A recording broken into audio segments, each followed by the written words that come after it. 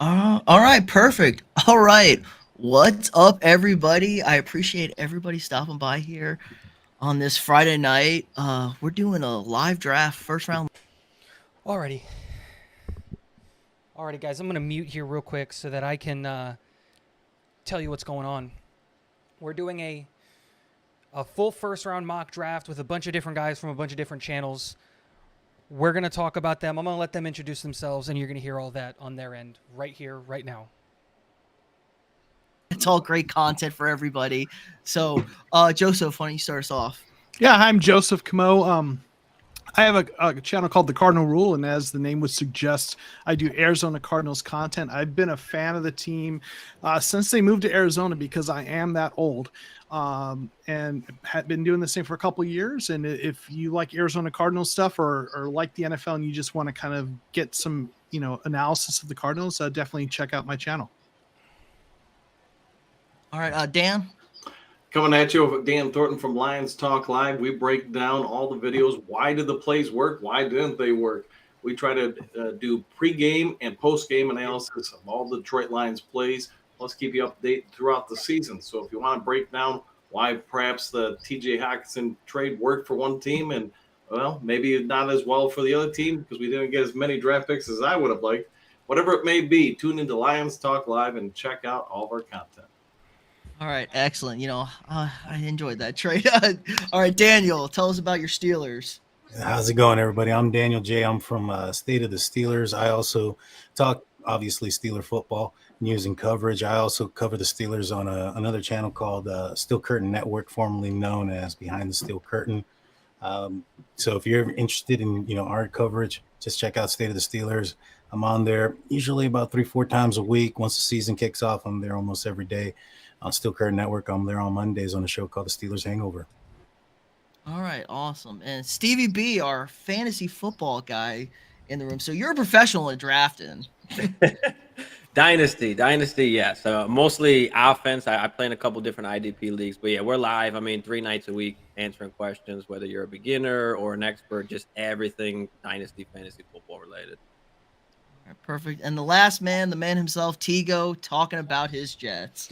Absolutely, yeah. I'm talking Jets with Tigo. I do a lot of Jets coverage, obviously. It's in the name, and, I try to do a lot of content that isn't just 100% Jets focused. I'd say that like 90% of what I do is Jets focused because I am a Jets fan, but the NFL has 32 teams. There's 32 really interesting stories always going on, so if there's a big story going on, I tend to talk about that too, but yeah, no, mainly Jets.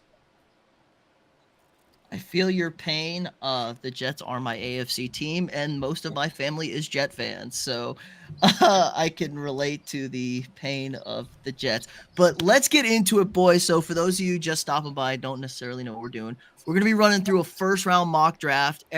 So I know he was going to do the introduction, but I want to do an introduction and let you guys know. So we're doing a full first-round mock draft with these 5 gentlemen. It's going to be a fun time. If you were part of the mock draft that we saw on Kevin's stream a couple of days ago, that's exactly what we're doing here. I have Seattle's picks at 5 and 20, the Jets pick at 13, the Giants pick at 25, and the Bengals pick at 28. So we're going to have a lot of fun tonight, and I'm going to ask your guys' help. Let me know what you think Seattle should do at 5 and do all that stuff. Have the first pick, I believe, with the Carolina Panthers. Yes, sir. Yes, sir. So Carolina has not made it a surprise or a secret that they're in the quarterback race. There's 2 top quarterbacks in this draft that they're probably aiming for: Bryce Young out of Alabama and C.J. Stroud out of Ohio State. If I was Carolina Panthers GM, I would be selecting C.J. Stroud based on his size. He's a little bit bigger, probably a little bit more durable for the NFL game versus Bryce Young. So that's going to be the pick, number 1 overall, C.J. Stroud out of Ohio State. All right, C.J. Stroud, Ohio State. Not scared a little bit by the low cognition score he had today, are you? Not at all. No. All right. I like, anybody got anything on C.J. they want to say? This should be the pick. I think he's a quarterback. If I had to pick, if I was at number 1, given their situation in Carolina, he seems to fit a lot of what Frank Reich likes to do and what he wants out of a quarterback. Bryce Young, I think we all agree, has got a lot more immediate impact. But I think Stroud, with his ability to scramble like he showed against Georgia, his accuracy has improved. Deep balls there, his ability to read defenses, it's got to improve. But what NFL rookie doesn't have that problem? I think the kid's got a lot of upside. I'd just like to add, right now, obviously it's smokescreen season, so it's hard to know what to believe. But there is a widespread belief that Bryce Young's going to be the first pick. So it's interesting. We had a little bit of a zig here from at least what we're hearing in the media. And who knows, right? They have not made, they have not made it public. With the first overall pick, you can actually kind of announce that ahead of time if you've already agreed to that. So it's right off the bat, it seems like we've got a little bit of an interesting kind of zig and zag here. I think I think this definitely go ahead. is like smoke season though, because when they came up, CJ was the betting favorite. Like it was immediately they came up for CJ Stroud, and I'm not sure what changed from before to now. Bryce Young didn't magically put on, 30 pounds. He didn't magically grow 2 inches, and those are the biggest concerns, right? Like we've seen short quarterbacks work. You should know more than anything, Joseph, like with Kyler Murray and all that stuff, relatively work, right? But it's still one of those things where this should be the pick. I believe that Frank Reich and that staff are incredibly intelligent, and I don't know if I'm going to be able to trust my franchise to a guy who's that slim. I don't care about his height. I care about his weight. Like, as a Jets fan, I saw Matt Milano running up free, up the middle, unblocked, and fold 6'4", 220-pound Mike White and crack 3 ribs. He's got 6 inches and 40 pounds on Bryce Young. What happens when Matt Milano comes streaking up the middle and hits that guy? Is his career just over? Like, that's my biggest concern. I think this absolutely should be the pick at 1. So I will stand for Bryce right here. For this. So I get it. I was all on it's really hard to give up the assets they gave up to move up to go draft Bryce Young number 1. And this is a big pick for Frank. He's had quarterback problems, as we all know. It got him run out of Indy. I love Bryce Young. I'm a big believer in the intangibles of quarterbacks that takes you over the top. And Bryce Young is Mr. Intangible. If you watched him play at Alabama, these were not the Alabama receiving cores that Alabama's put out in the past. They were not as good. We think about, Bama receivers. There's 6 guys going out in the first round. He did not have those weapons, and he made every single play to try and win every single game for that team. He's best. I think back to 2 years ago in the Iron Bowl when they were down, their playoff spot was dwindling away, and he drove the field at Auburn to go get the touchdown. So I'm a big Bryce Young stan. I get he's small. I get it could be a problem that he could get hurt, but we pay big guys to protect him. But I get the pick here. But this does throw a wrench in the draft. Like you said. I'm with you on Bryce. I do like Bryce better. I think CJ fits what Frank likes to do better. Typically that prototype quarterback with the size. But, that cognitive test, that's a big thing. And now he failed that miserably. And that kind of goes to show, under pressure last year, he only had a 41%, completion percentage, 42% PFF grade under pressure. So that kind of comes hand in hand, when you think about it. So that's the one thing that a little bit worries me about Stroud. I still like him, but I think I like Bryce better at the number 1 pick. Yeah, that's a great point. High scores don't indicate a successful quarterback, but low scores tend to indicate maybe a struggling quarterback. But I'm on the clock at number 2 now with Houston, and this actually throws a wrench in my pick because I was for sure going Will Anderson here with with Bryce Young going number 1. Houston is not in love with CJ Stroud whatsoever. Now, it could be a lot of smoke screens, but I think it's a smart move for D'Amico Ryan to also buy himself extra years to help build his roster because you're not going to get fired by not having a quarterback yet. So he can draft the best defensive player he feels like to help his defense out. Maybe they go Tyree Wilson. He's flying up a lot of boards.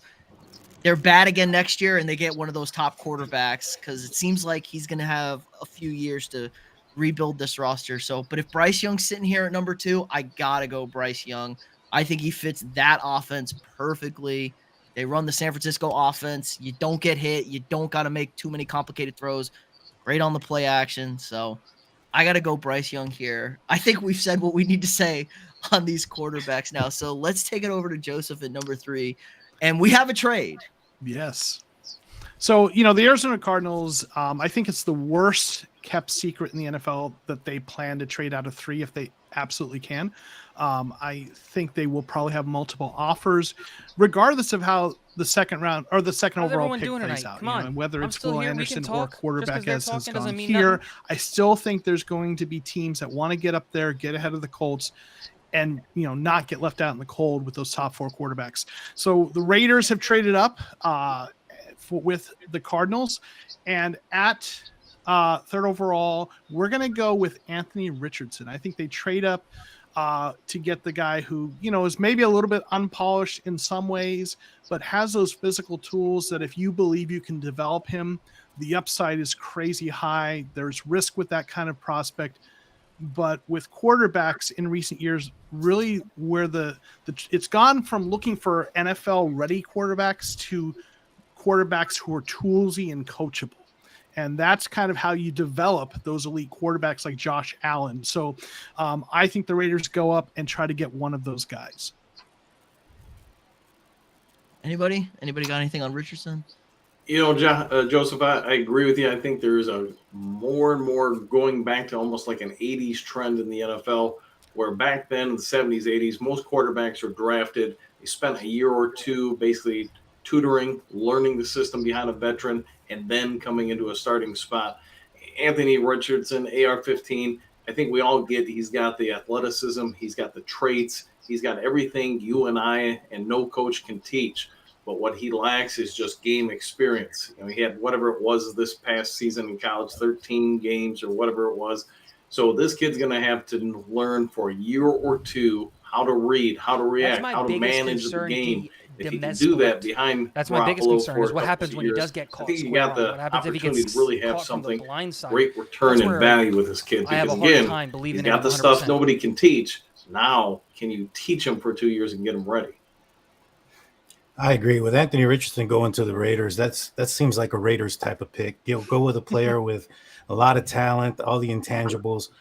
It feels like this is possibly the way they're going to go. Losing Derek Carr, they need a quarterback. Anthony Richardson, I think if he's available, he's probably going to go with the Raiders. Or the Raiders are going to select him. This pick hurts me. This pick hurts me. Pick hurts. Yeah, because I love Anthony Richardson, and I have zero faith in McDaniel. Like less than zero faith in him. This is what his 3rd franchise that he's blowing up in how many years? And I wanted Anthony Richardson to go to a franchise that knows what they're doing. I wanted him to go to a situation that's actually going to take care of him.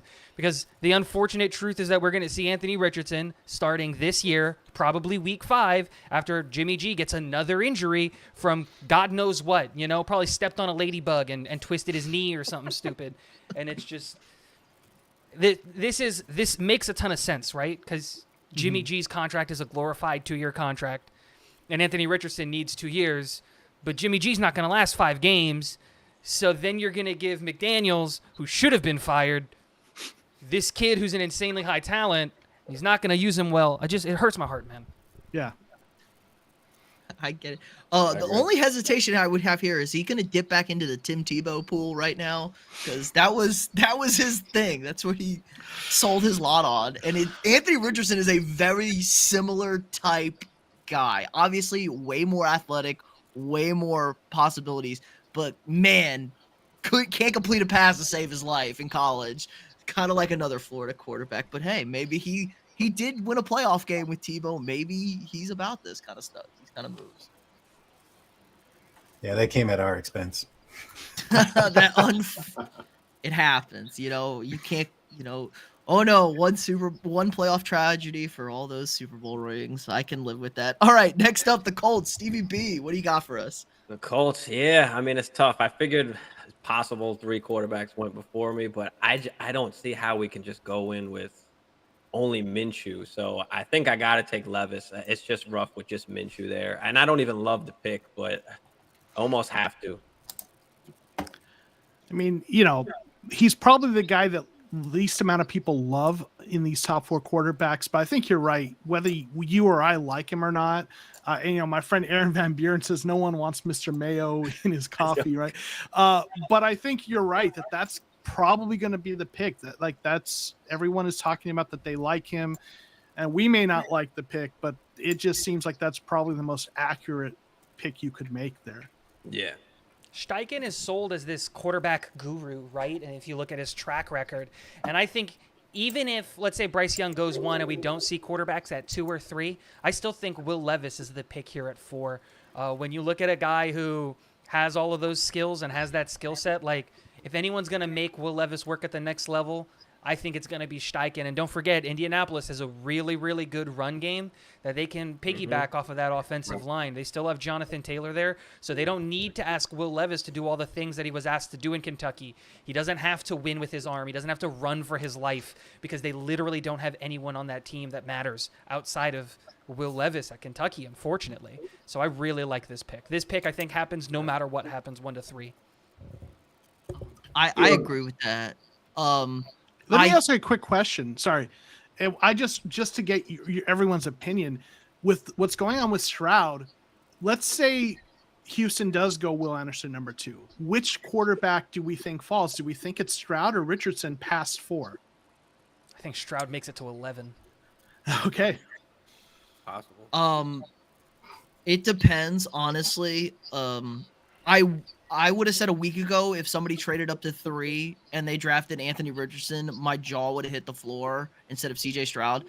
I will be a little less surprised, but I still think someone's going up to get CJ Stroud at 3 if he's there rather than Anthony Richardson. It's interesting. I think 3 becomes less of a priority if the Texans take Will Anderson.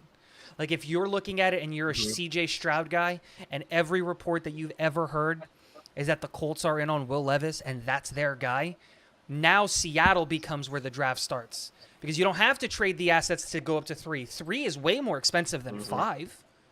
Seattle's for sure going with Anthony Richardson if he's on the board. I have inside sources on that one. Look, I think Richardson's so too. for sure. I think so too. I would But think again, so, too. then what? The draft starts at 6? So it's much cheaper to trade up to 6 to go get CJ Stroud than it is there. But if you're the Lions, and Dan, this is going to be a great conversation point after I make my pick here, is going to be, is there a trade that you would look at? Like, you guys shouldn't be picking at 6 anytime soon. The Lions are on the come up. So do you just take advantage of the fact that, like, dude, Will Anderson is still here. Jalen Carter is still here. Like, these are guys that are touted as generational guys. Are you really going to move back when your team has needs at those positions? It's an interesting conversation to have, specifically if Houston doesn't go quarterback at 2. Absolutely. Well, I'll say this. I think the chances of Houston not taking a quarterback, I think, are pretty slim. That's just my opinion. I think a lot of this is just smoke screen, days before the draft. See if they can draw up some interest. If they got hit with something, for an offer that they just couldn't turn down, I think they would probably take it, especially since they have the second first-round pick and would be able to go up and get somebody else if they wanted to. But with that being said, when it comes to Detroit, I don't think it's as crystal clear what they're going to do. I think there's a real possibility you could see the Lions trade out of 6 and drop to maybe 16 or 11, those 2 spots in particular. That's very interesting.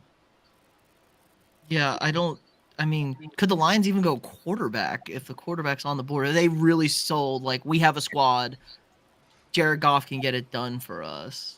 I like Goff. I mean, what he did last year, what he did with Only at St. home. Brown and Only at home. and going forward, it's like, I don't know. He was a top 10 fantasy QB last year. I know that's not, real life, but threw almost 29 touchdowns, if I'm not mistaken. I mean, do you want to, break that up? The offense was on the come up. They won a bunch of games towards the end of the year. Do you want to move on from Jared Goff to a question mark? Well, I'll throw some information at it. So when he first came to Detroit, obviously it's a complete teardown, rebuild. Most of the receivers he's throwing to his first year in Detroit are, I guess the polite way to put it would be, for the most part, they're 3rd, 4th, or 5th stringers. So they're not really able to run a lot of separation routes. They're not really able to get complicated with the offense. The original OC during Goff's first year in Detroit just for whatever reason, it wasn't clicking. So when Campbell takes over and promotes Ben Johnson during the final 6 games of the 2021 season, Goff's actually the number 4 quarterback in all the league just during that time frame. Now you compound that with what he did last year.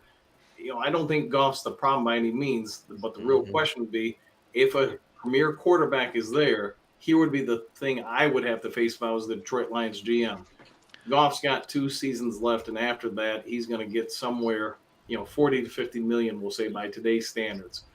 If I take a rookie and I've got the 5th-year option, that means I got 3 years of cheap quarterback play that I can now reinvest into these great draft classes I've had the prior 2 seasons to keep a lot of talent around, and then push off having to make a financial decision at the QB spot for another 3 years.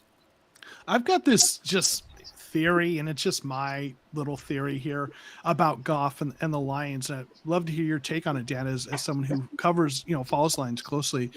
There's part of me that just thinks they see him as their guy because he's a little bit of an underdog at this point. This kind of guy who's viewed as almost a bust, but not quite. They traded for him. People outside of Detroit thought it was just an afterthought, but they saw him as their starter.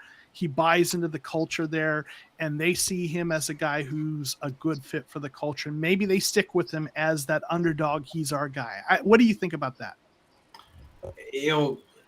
I would say this. The story of his, I guess you could say, resurrection in Detroit, it's great, but at some point it's got to just be that, a story.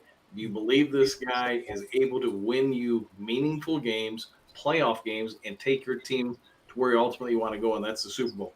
Yes, he did it with LA. Yes, they ran into Tom Brady, and unfortunately Tom Brady and the New England pound machine at that point won that game. But I will say this for Goff. He's got a lot of good qualities about him.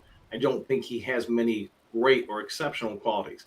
If I had to rank him in the NFL, I would say he's about above average. So that means he's somewhere between, on a bad day, he's probably the 14th best quarterback, 17th best quarterback in the NFL. On a good day, he's probably 8 to 6. He's never going to be elite, but he's never going to be terrible. So if I'm Brad Holmes, again, the financial point that you've got to make in a year or two, a decision, one of these quarterbacks comes to you. Have they impressed you enough to where you think you can go from being, average to slightly above average to potentially great? I mean, if you don't think you can get great out of one of these guys, there's no chance they're getting rid of Goff. That makes a lot of sense. Now, maybe we did see it. Now, granted, Green Bay was kind of trash last year.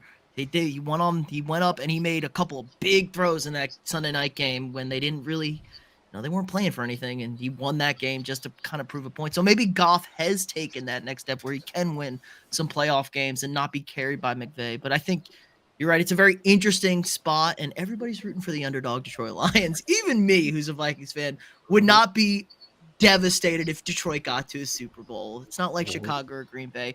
But let's move on to Seattle. This is now kind of an interesting spot. No quarterbacks left. Tigo, you're on the board for Mr. Pete Carroll. I really, really wanted to get really weird with the number 5 pick, and I have a lot of interesting thoughts here, but the problem is Jalen Carter is still on the board. I was really hoping that the Texans didn't go quarterback, that the Cardinals didn't go quarterback, that I was really hoping that Jalen Carter was gone, because now I can get really creative here with the number 5 pick. But with the best player in this year's draft still on the board here at 5, Pete Carroll, you sprint to the podium, right? You don't even let the timer, the moment goes Seattle is on the clock, it should switch to the pick is in. You sprint to go get Jalen Carter, and then if there's any franchise in the NFL that has built up enough goodwill from GM to head coach to locker room that can handle a guy who might have character concerns like Jalen Carter, Pete Carroll and the Seattle Seahawks absolutely can handle that kind of personality. Look at what they've been hiding with, apparently, with Russell Wilson for years and all of those things. So, yeah, Jalen Carter, welcome to the Seattle Seahawks. I agree with you. This feels like a Pete Carroll pick. I had him in my mock right before free agency. I said Jalen Carter falls to Pete Carroll. This is a Pete Carroll pick.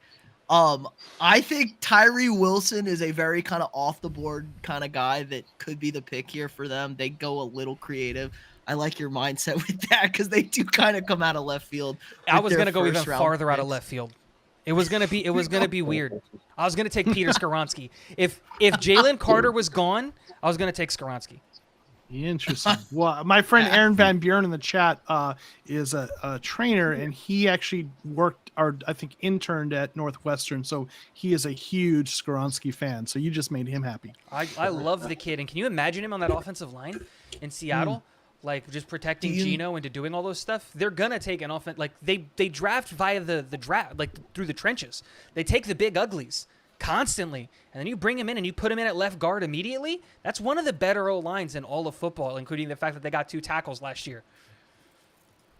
Yeah, and yeah, you can plug and play, and you essentially have 3 tackles there. God, imagine Skoronski pulling around the middle as a guard. That's what I'm saying. Get into the second level and just laying out a safety.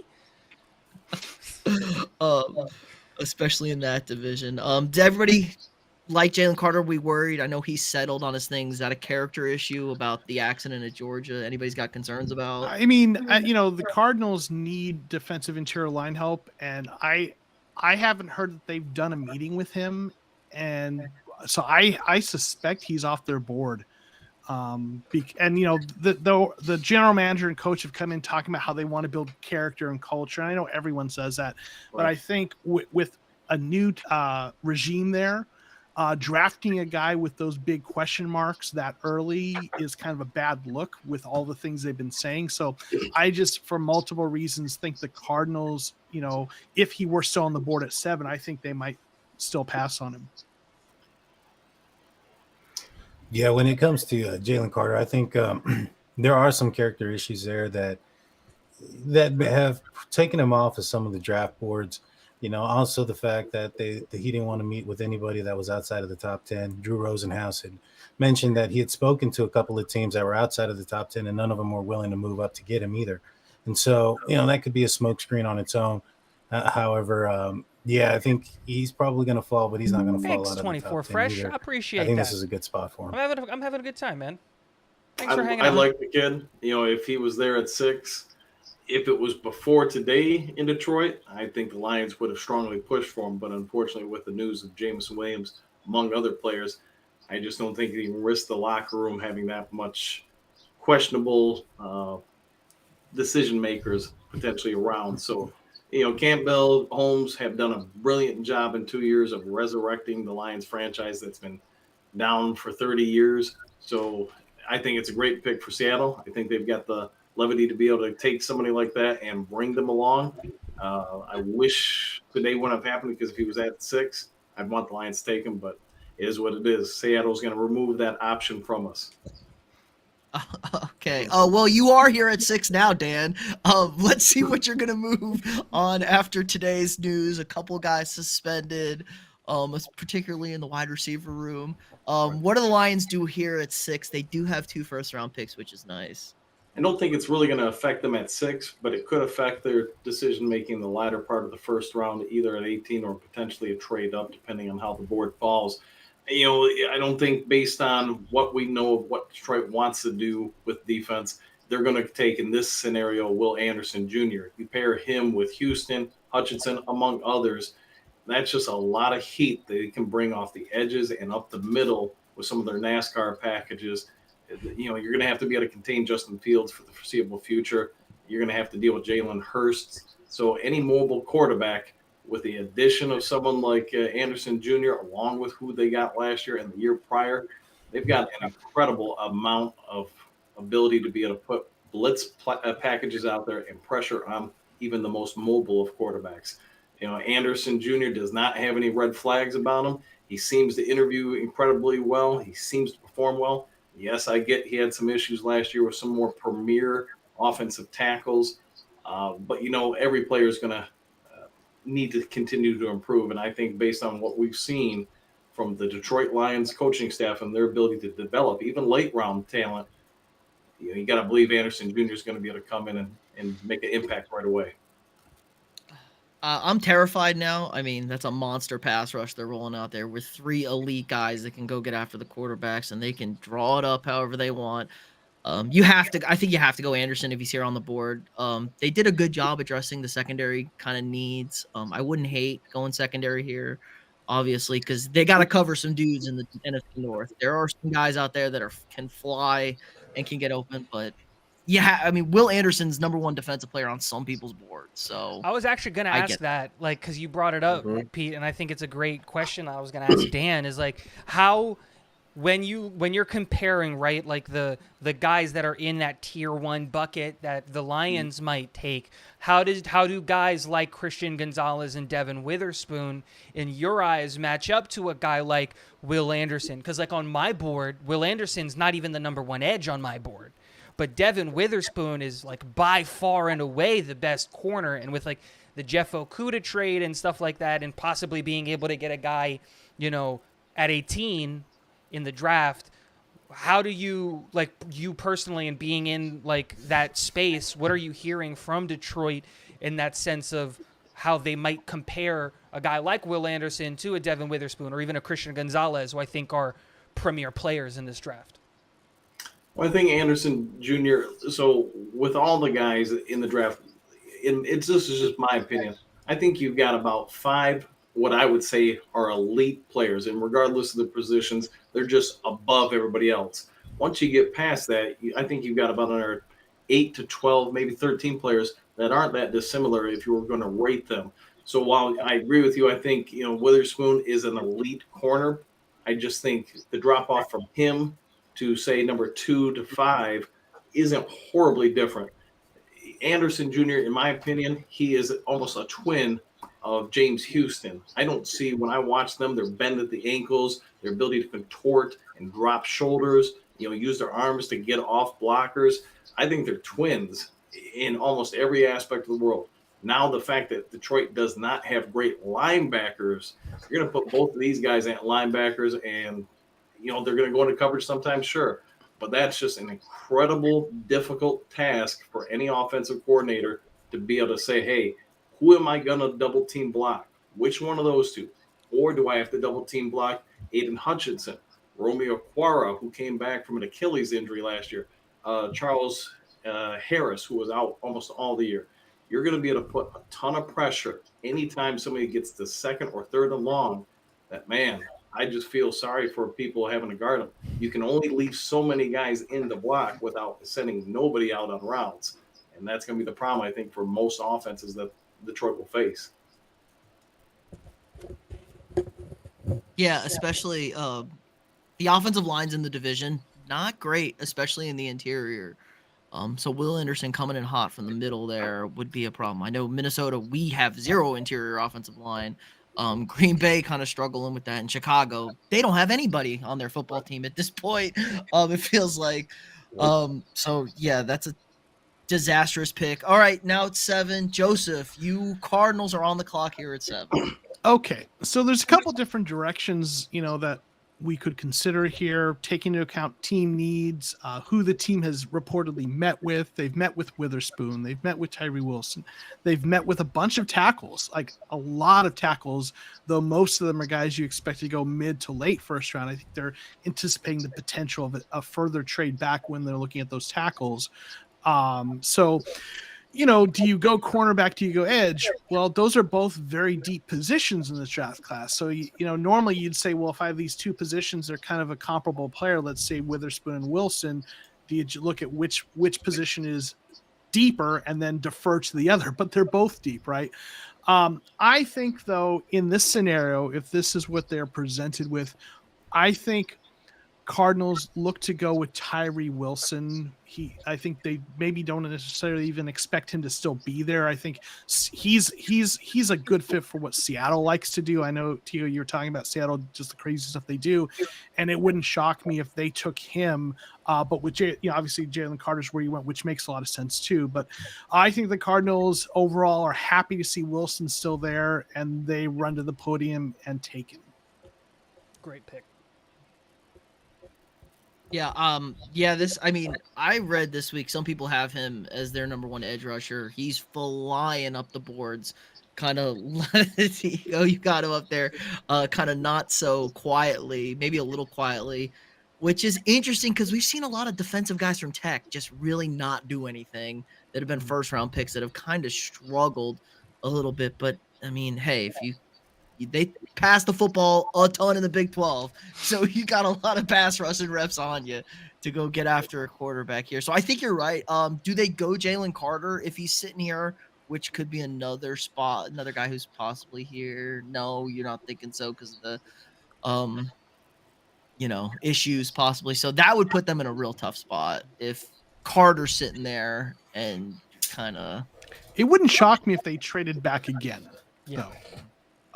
In fact, I will say if they traded back a few more spots, I think a guy they really might like is Nolan Smith because he's been compared to Hassan Reddick, and Jonathan Gannon, our coach, comes from Philly. And on top of that, Nolan Smith has been recognized as having this elite character. And if they're wanting to bring a culture and a leadership, having a guy who they know how he fits in that role based on coming from having a similar guy in Philadelphia, plus a guy who they think can help be a leader in a locker room with a lot of young players they're going to be bringing in. This is year one of a kind of a turnover. I could see them trading back a little further and targeting Nolan Smith. Do you see the that makes Cardinals- sense? Oh, I'm sorry. I was like, No, go ahead. I was gonna say, do you see that? Because the Cardinals, up until obviously Gannon got there, like they ran a 3-4 defense, and then Gannon runs a 4-3, right? That's what he ran in Philly. Have you heard anything? Because this is something I've been really interested in, is what scheme is expected out of defensively. Of Arizona, because like your whole defense, like right now, when you look at the players, is built around this 3-4. And if Gannon is coming in, transitioning into a 4-3, one, I think Tyree Wilson is a great pick, but like, because that would be interesting. Because I think even at 7, Nolan Smith would be an excellent pick here at 7. I don't know if Nolan Smith during the draft actually escapes the top 10 because he's. What's his player comp? Micah Parsons. They're the same size, same speed, same weight, all of that stuff. And if you can add Micah Parsons to your team, that's awesome. Especially if you run a 3-4. So have you heard anything out of Gannon and out of the Arizona camp on what defensive scheme they're running? Yeah, so what Jonathan Gannon has said right from the beginning is he says we don't run a scheme, but what he says they do, I know a lot of people say that, but what he says they do is they look at what their players do well, and then they look at what the opponent does, and they create sort of a game plan for that. So really sort of a hybrid, multiple fronts that is rooted in the 4-3, but as we know, nickel is kind of the base defense these days in most teams. So, it's probably going to be more of that. And, I actually asked this question to Brett Coleman. I was fortunate to get, had an interview with him, and he talked about like, well, Fangio really kind of had a lot of influence on what they did in Philly, and they might not necessarily mirror that exactly. But, he thought they needed to, they were going to run a lot of quarters, with some press outside corners, but, kind of that whole bend but don't break shift that the league has gone towards. So, I think what they're going to want, though, are some versatile defensive linemen, probably some guys that can, play outside when they're in those 4-3 bases, maybe a little bigger, and then kick into the 3 technique, or at the defensive interior when they go nickel. So for me, what I think, based on everything I've heard, is they're going to want defensive pass rushers and defensive linemen and edge rushers that are versatile and can they can see a couple different spots they could fit. I think with Wilson, they see him as the guy they can put on the outside on those 4-3 sets, a little bit bigger kind of defensive and edge rusher. And then when they go to more nickel, maybe they slide him into the 3 technique a little bit. And if Nolan Smith is there, then maybe he plays a little bit more that, like you're talking about, like Parsons, a little bit Sam, a little bit outside, smaller pass rusher. So the short answer is I think they'll find a way to make it work with either one of them, right? Yeah, that's interesting because that's been my Arizona has been sneakily my most like the team I'm most interested in this offseason because they're the biggest question mark because like what are you going to do with Kyler? What is Gannon as a head coach, right? Because we heard a lot of weird stories coming out from Gannon and like Philly's defense was number 1 in the league last year, and there's a lot of I don't know. I'm just really interested to see, like, at the end of the year, I want to meet up and talk, because like I want to know what happened in Arizona, because I'm super interested. I'm super interested in what's going out there in the desert, honestly. So are we. I mean, it's so much, because I think they're going to have a lot of draft picks. I think they're going to trade back. If they trade Hopkins, they'll have more. Like, there's going to be a very different looking roster, come season time than what we're looking at right now. So it's definitely going to be very interesting to see. Send Hopkins our way. I got a question for you. Is there any chance you think they move on from Kyler? I do not think they move on from Kyler any sooner than the 2025 season. I mean, if you look at it, the dead cap hit for trading him or releasing or anything is just ridiculously prohibitive, right? Like it, and there's like the dead cap is huge, and like the cap savings is negative. You'd have to make cap room to move that contract. Everything they've said is, I know they're going to say what they're going to say, but they've said they're committed to building an offense. They think Kyler can be a problem for other defenses. Obviously, he's recovering from that injury. They need time. So just in my thought process, I think they're giving 2023 as a sort of a transition mulligan, let him get healthy. And then they're going to want to see, what does he look like healthy in 2024 in year 2 of this offense. And at that point, after 2024 is completed, has finished, they're going to have a better idea of what he looks like in that offense. And if for some reason it isn't what they had hoped, we're at a point going into 2025 where trading him or moving on from him isn't as prohibitive from a cap perspective. So to me, that's kind of what I would anticipate is the timeline for them to kind of assess how they feel he fits as a long-term quarterback. If you want the numbers specifically, in 2023, if they move on from him this year, it's a $96.5 million dead cap hit. That would put $80 million of unallocated cap space onto the cap. He's a $16 million cap hit this year. It's something that a lot of people don't get, but it would be a $90 million cap hit. Next year, ironically, his cap explodes and he goes to $51 million cap hit. And if they move on from him in 2024, his cap number goes from $52 million to $81.5 million. They would have to create $30 million additional dollars in cap space. And like Joseph said, in 2025 is the first year where they would save money. If they cut him, they would save $12.5 million on the cap. That is a regrettable contract. Well, I will say, I know it's an unpopular opinion. I don't actually have a problem with that. I know it hasn't worked out well, but I think that's more about the former GM. With quarterbacks, you either extend them or you move on from them, and Right. you had to either do that or not. And we look at it like every next quarterback contract is going to eclipse that. And the way the life span of those contracts is, year 1 they look bad. Year 2, they look better. By year 3 or 4, it's kind of a bargain as long as they're still good, right? So, and or your Dak Prescott, whose contract is progressively getting worse. Right. So the question is, if he becomes a franchise quarterback or goes back to being one, in my opinion, I think by year 3 or 4, we're going to be looking at the cap number when other people are making $75 million for new contracts. We're going to be like, yeah, because think about Matthew Stafford, when they won the Super Bowl, right, with him, he was at $27 million because it was like the last year of that deal. But like, I did some math in the video, like that deal when he signed it was comparable to Kyler's contract. But by years 4 or 5, they end up becoming kind of bargains. So I know people are down on Kyler, and it's an unpopular opinion I have, but I'm okay with that from a long-term perspective. Look at the Mahomes contract. It looks great. The only reason why I would say that the Lions might potentially draft a quarterback is just for that reason, to get away from having to pay one player that amount. Well, Gannon did say that Kyler was the franchise QB, no? Yeah, he at least in what he said, he's committed to him. That's but true. Of course, you're going to say that, right? I get that. Right? I was about to say, Joe Douglas said the same thing about Sam Darnold. That's tough. That's true. Tough. I'm just saying. Right. Yeah. Ron Rivera also said he was going to use Gibby like CMC 2 years ago. So.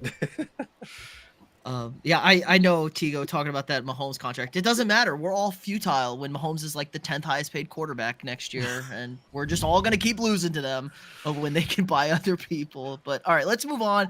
I'm now sitting here at 8 with the Falcons, and this is very difficult for me now. Um, this is a very weird team. We are a lot better than we thought we were going to be last year. We thought we were going to be terrible, but the young group of guys that we've put together kind of works. We have a head coach that seems like he knows how to call plays. If we see Tennessee's offense has turned into the worst offense maybe in football from any sort of standpoint, and the Falcons, they don't have a lot of talent on offense. They didn't have really a quarterback, and they were competitive every Sunday. We didn't win every Sunday, but we were competitive, and they were a trap game for, on your schedule every week. So not going to get a quarterback this year. It looks like we're going to ride with Ritter. Possibly we go up here and move if we're the Falcons. And there's a lot of needs. We need corner. Doesn't have corner listed here. They need some secondary help. And Devon Witherspoon sitting here is super tasty. I know the two edge rushers here. We got Luke Van Ness, and Nolan Smith is somewhere to be found all the way down here at 22. I think if we go pass rush and Tyree Wilson is gone, I think they're going to go with Nolan Smith over Luke Van Ness. I think he's, like you said, a Michael Parsons type guy. But I think if Devon Witherspoon is sitting here, he's the number one corner on the board. You kind of just have to go and take him, bulk up the secondary. This is a very good defensive line draft. So we can find pass rushers later in this draft. We can find guys to lock it down. It's a good corner draft at the top end, the first round, but I don't think in round 6, 7, 5, 6, 7, you're not getting any sort of corners out there. So I think you go Devon Witherspoon here at 8 with the Falcons. I think that makes sense. I mean, it's such a deep class at those two positions. They can hit edge rush in round 2 or 3 and find someone like maybe an Ojulari or someone like that who's going to be solid for them. I will say though, I actually live in Georgia. And I have a lot of friends who are Falcons fans. They have been trying to find a legit pass rusher for it feels like a decade. So that doesn't necessarily mean they're going to go edge. Right, this early, but man, for many Falcons fans, they just want to get that true dog on the edge. I love this pick because I think people are forgetting that the Falcons spent a ton of money in free agency, specifically on the defense, right? Like AJ Terrell gets lost in the conversation of the great cornerbacks in the NFL because he's unfortunately in Atlanta. Like he is a top 10 corner in this league. Like he should be above guys, in my opinion, like Xavier Howard, Jalen Ramsey, all of those, because I think he's that good. And like another guy that's on that defense that's like insanely good is like Grady Jarrett, and they finally have help. Like you get Jesse Bates back there with Grant, who did a good things. You got AJ Terrell some help in Devon Witherspoon. Don't forget that they drafted Ebikide last year. They signed Bud Dupree this offseason. They got Calais Campbell this offseason. Like that's starting to be a very scary defense, especially with the NFC South being arguably the worst division in all of sports. Right? Like I could put up some college Power 5 conferences that could probably get a couple of games on the NFC South right now. So I love this move. And Devon Witherspoon I have as my number 1 corner in this draft. Yeah, I mean, maybe the Saints with Derek Carr, but yeah, we're looking at some bad quarterbacks in this division. For Atlanta, so, maybe Atlanta just runs. Maybe Cordell Patterson plays quarterback next year. Who knows? At this point, maybe they just line him up and we run Wildcat all game. If I didn't feel any juice from Ritter watching him the last 3-4 games of the season. I felt zero juice from him whatsoever. So I don't think he's their guy. But I mean, they won in Tennessee with Tannehill isn't horrible. He is kind of now, but when they had Tannehill, he was like the 15th, 16th kind of. He was like Andy Dalton-esque quarterback. So if you can find maybe you sign a guy, maybe Jared Goff, like you said, Dan, Lions move on. Goff's on there. Goff fits well in an offense like this. It's a very similar type offense where you lean on the run and you hit easy passes. So, yeah. All right. Number 9, the Bears is Daniel, but Daniel, you want to get aggressive here. I do. I think that the Pittsburgh Steelers have been rumored to be interested in trading with the Chicago Bears if their player is there. I think there's 2 players they had in mind. One is already off the board. The other one isn't. I'm going to go ahead and make the trade here and bring the Steelers up to number 9 in the top 10. All right, we're forced this trade through. I like that. I pulled up the trade, and the simulator already knows Steelers are the team right here. So Steelers now on the clock. Where are you going with this pick? Well, I think this is the moment for the Steelers to go up there and get their guy. I'm going with Christian Gonzalez, cornerback. The last time the Steelers selected a cornerback in the first round, they ended up getting burned with Artie Burns because the Cincinnati Bengals went up and took Willie Jackson in front of them. And so, you're looking at the Steelers, what they did this offseason. They lost Cam Sutton. They did pick up Patrick Peterson, who did have a phenomenal year last year, but he is on the wrong side of 30. On the opposite end of him is Levi Wallace, who's not the most speedy of guys. And when you have guys like Jamar Chase, T. Higgins, and Amari Cooper in the division, I think you need to solidify that outside cornerback position. Go up there, pick your guy. Christian Gonzalez is the next Pittsburgh Steeler. I think Gonzalez is a great pickup for you guys, especially with his ability to move his hips. You watch him backpedaling. You watch him, keep coverage while being able to keep up with somebody in the back pedal. Then his ability to locate the ball in the air. I think he's going to be a pretty good corner faster versus later in the NFL. You partner him with Yeah, Patrick and we Peterson, trust- and that's now a guy that can help bring along a guy like Christian Gonzalez, who I think is super, super good. It's what the Steelers, I think, have been missing is people in the secondary not named Minkah Fitzpatrick who can give guys like Hightower and Watt a beat, because that's all they need. Like, Watt just needs the quarterback to just hesitate for a split second, because if you can get the quarterback to hesitate for a split second, TJ Watt's wrecking your game. And Christian Gonzalez is the type of guy that when receivers look open, they're not open. And I love this. I love the Steelers getting aggressive and coming up for their guy. I trust Tomlin too. You got to trust Tomlin with his DBs. He knows what the hell he's doing with DBs. He's done a lot with a little over his time frame there. And like you said, Pat P, it's, he's 50-50 at this point. Some plays he shows it, some plays he is just getting burnt toast out there.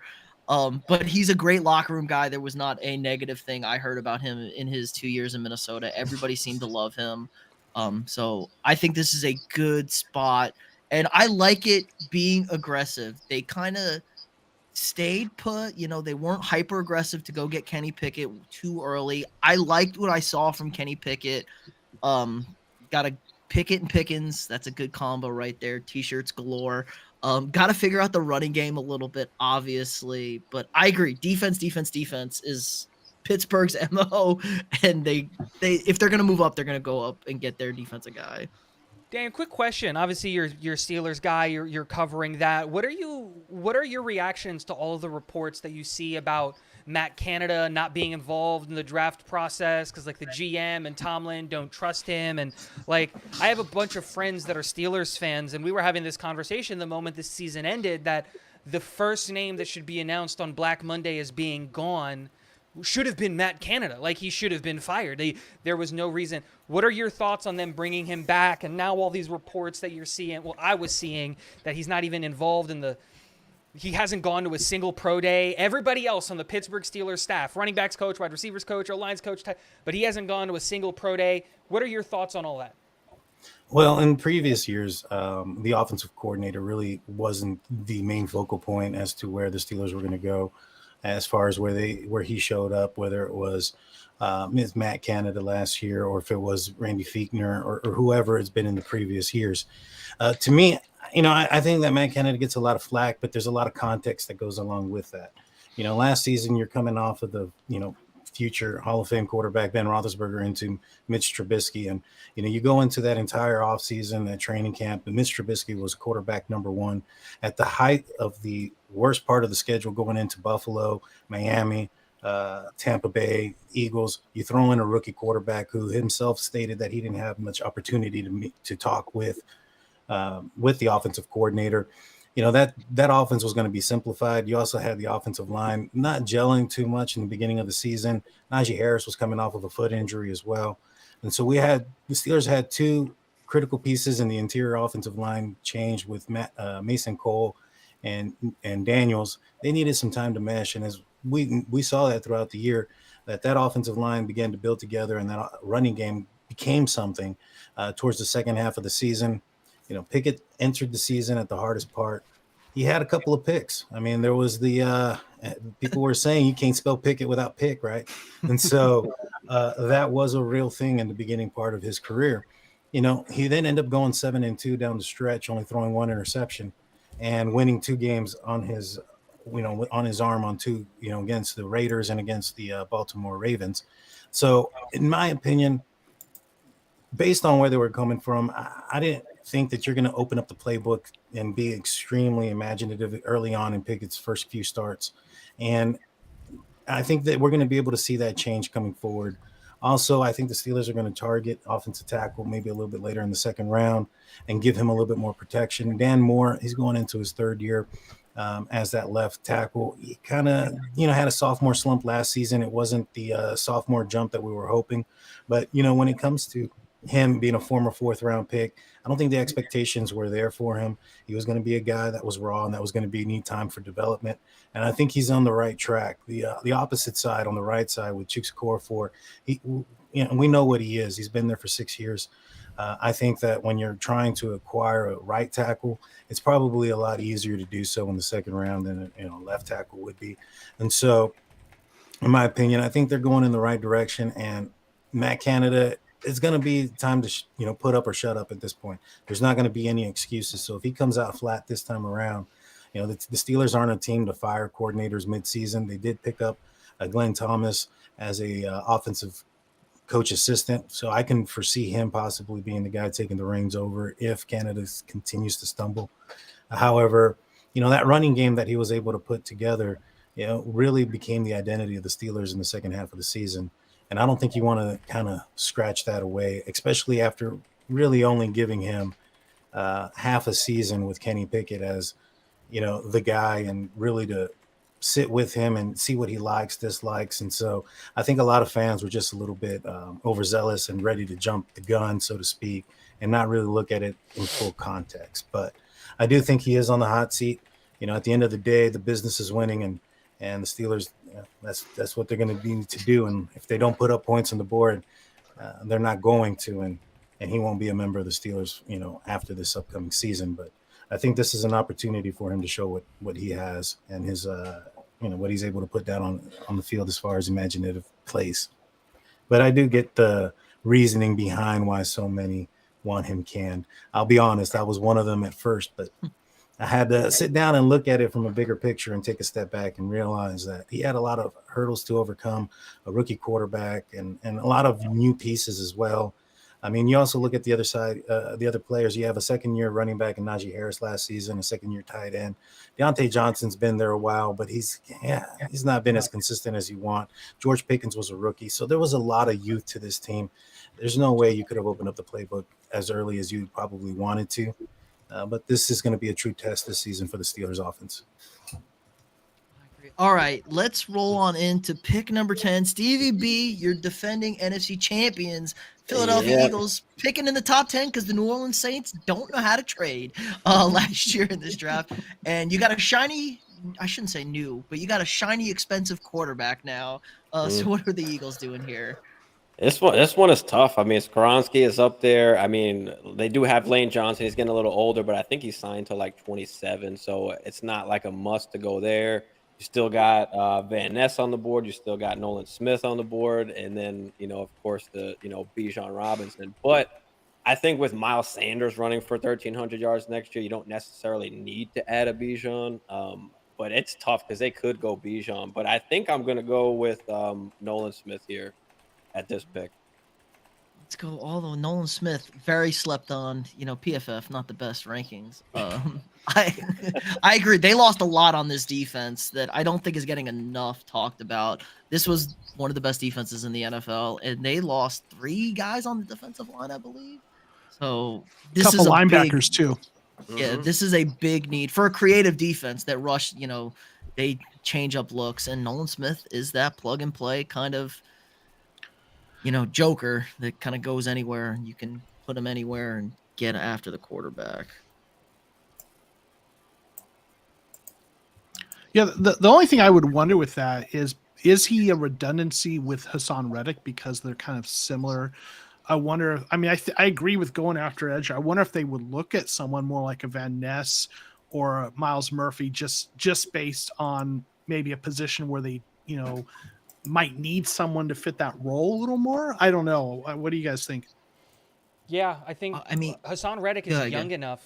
Sorry, to where you're looking at it and you're just like, he's young enough and under contract long enough that you can double dip here. But the great thing when you look at a guy like a Hassan Reddick and now you're adding a Nolan Smith is you can really run it in that, like what we were talking about earlier, Joseph, in like those amoeba fronts. Imagine you can put, if you look at their depth chart, right? Imagine you put up in the middle there, you can put in a guy like Brandon Graham. Then you put in interior defensive guys, Fletcher Cox, and then insert another interior defensive lineman or another edge guy. And then on the outside of each one of them, you have Hassan Reddick on one side and Nolan Smith on the other side, just standing up on that wide 9. And now you've got that amoeba front that you're just looking at, and you're just like, we have no idea if all 5 are coming, if just 4 are coming, if both guys are dropping. You know what? Like, we just have no idea what's going to happen here. And so I think that to me is where you would, like, if you're going to commit to really playing like these amoeba fronts, 3-4 fronts, Nolan Smith plus Hassan Reddick is absolutely insane. And right now it's you're looking at Super Bowl or bust, right? We got to stop Patrick Mahomes. We got to stop the Chiefs, right? So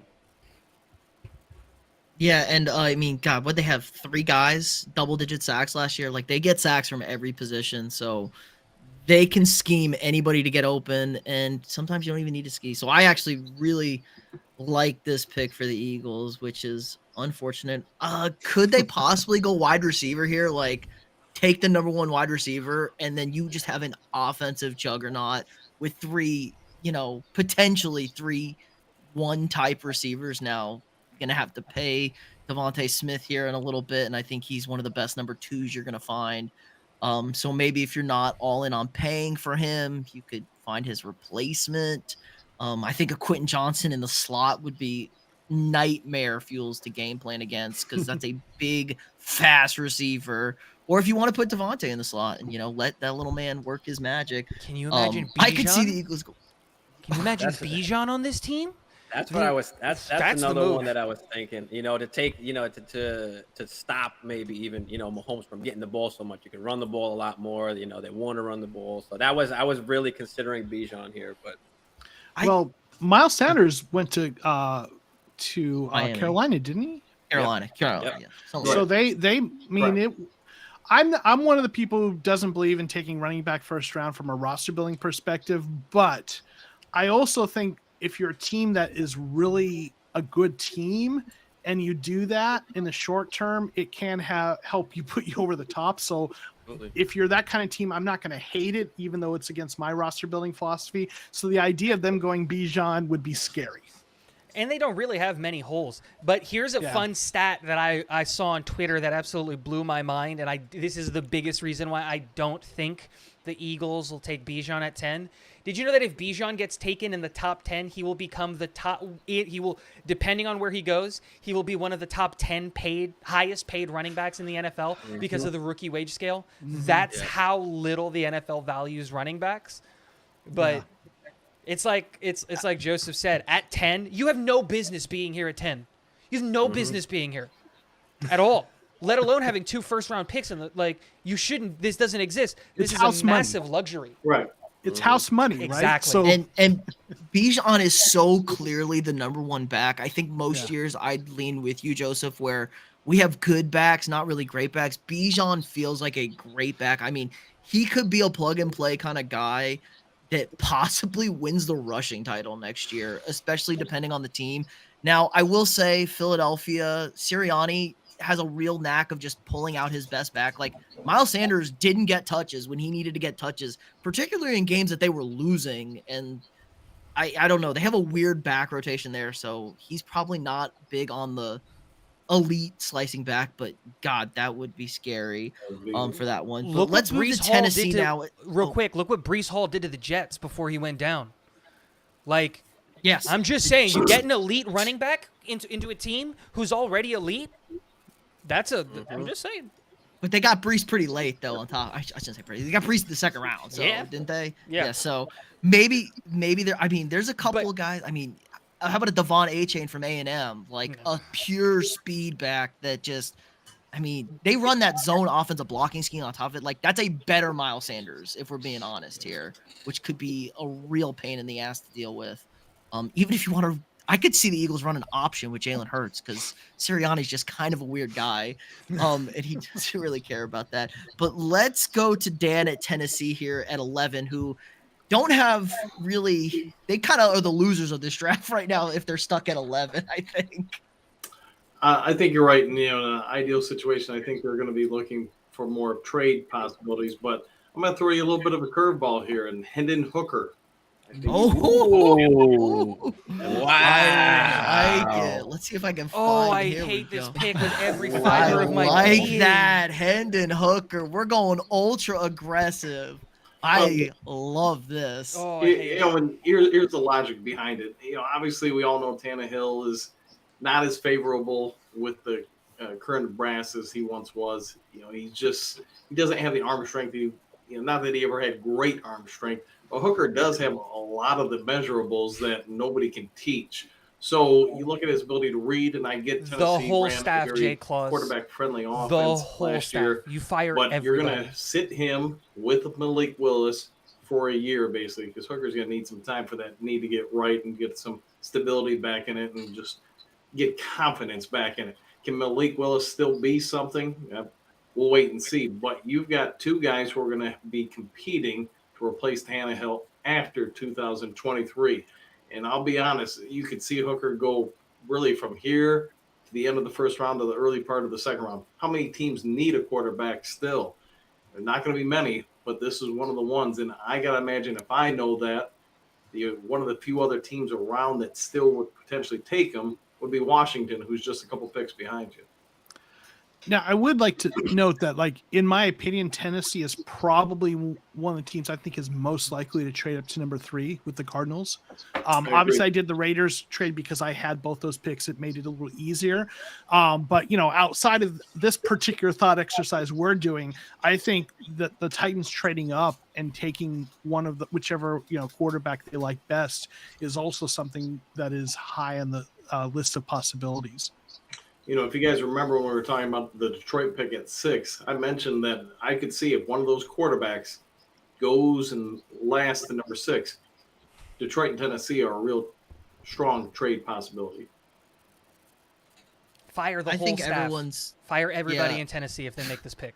Everybody. Not a Hendon Hooker guy. Oh, fire everybody immediately. They don't get to finish round 1. Oh my God! They don't even get to finish Mike the draft. Mike Vrabel needs a quarterback. They're trying to get Mike a quarterback. And so you're That's getting exactly Hendon what this- Hooker? The guy who's Tennessee. 25 They're who gonna played at Tennessee, the most anti-NFL scheme in college? Come Well, on. let's Think take about the age jersey out of it sales. for one simple reason. How old was Kurt Warner when he was a rookie in the NFL? I mean, other than the 2 days he spent in Green Bay. I mean, so was Brandon Whedon. Right. But- There's been a lot of guys far older than him that get started. Warren Moon, showing my age here a little bit, but he was like 28, 29 when he made it to the NFL. Jim Kelly was 24, I want to say. So it's not unheard of. Take the age out of it because Tom Brady, and if he would have came in at 25 or 26, he still would have played 20 years. The only problem I have on this pick is what is Vrabel's status with the new GM and ownership as far as long-term coaching situations? Because we all know Hooker's gonna sit this year. Like, he's not playing this year for any team, and a team that has a quarterback that's maybe willing to move on from their quarterback's gonna want Hooker. And I just don't know if Tennessee's in that spot for that. Their general managers, Rand Carthon, came from the 49ers organization. And this is a fun pick. Realistically, I think they're more likely to either trade up and get the guy they really want, or they're going to sit and wait and I mean, try to find their Brock Purdy, someone like that later. So I don't know that they would end up doing it, but listen, think about the jersey sales, right? Tennessee This to Tennessee, local right? guy. So, but yeah, I don't think that's probably what we'll see. I mean, imagine if 5 quarterbacks go in the top 11. That would be crazy. It would be crazy. I think but I also think Tennessee would just be better served to just run Malik Willis for a year.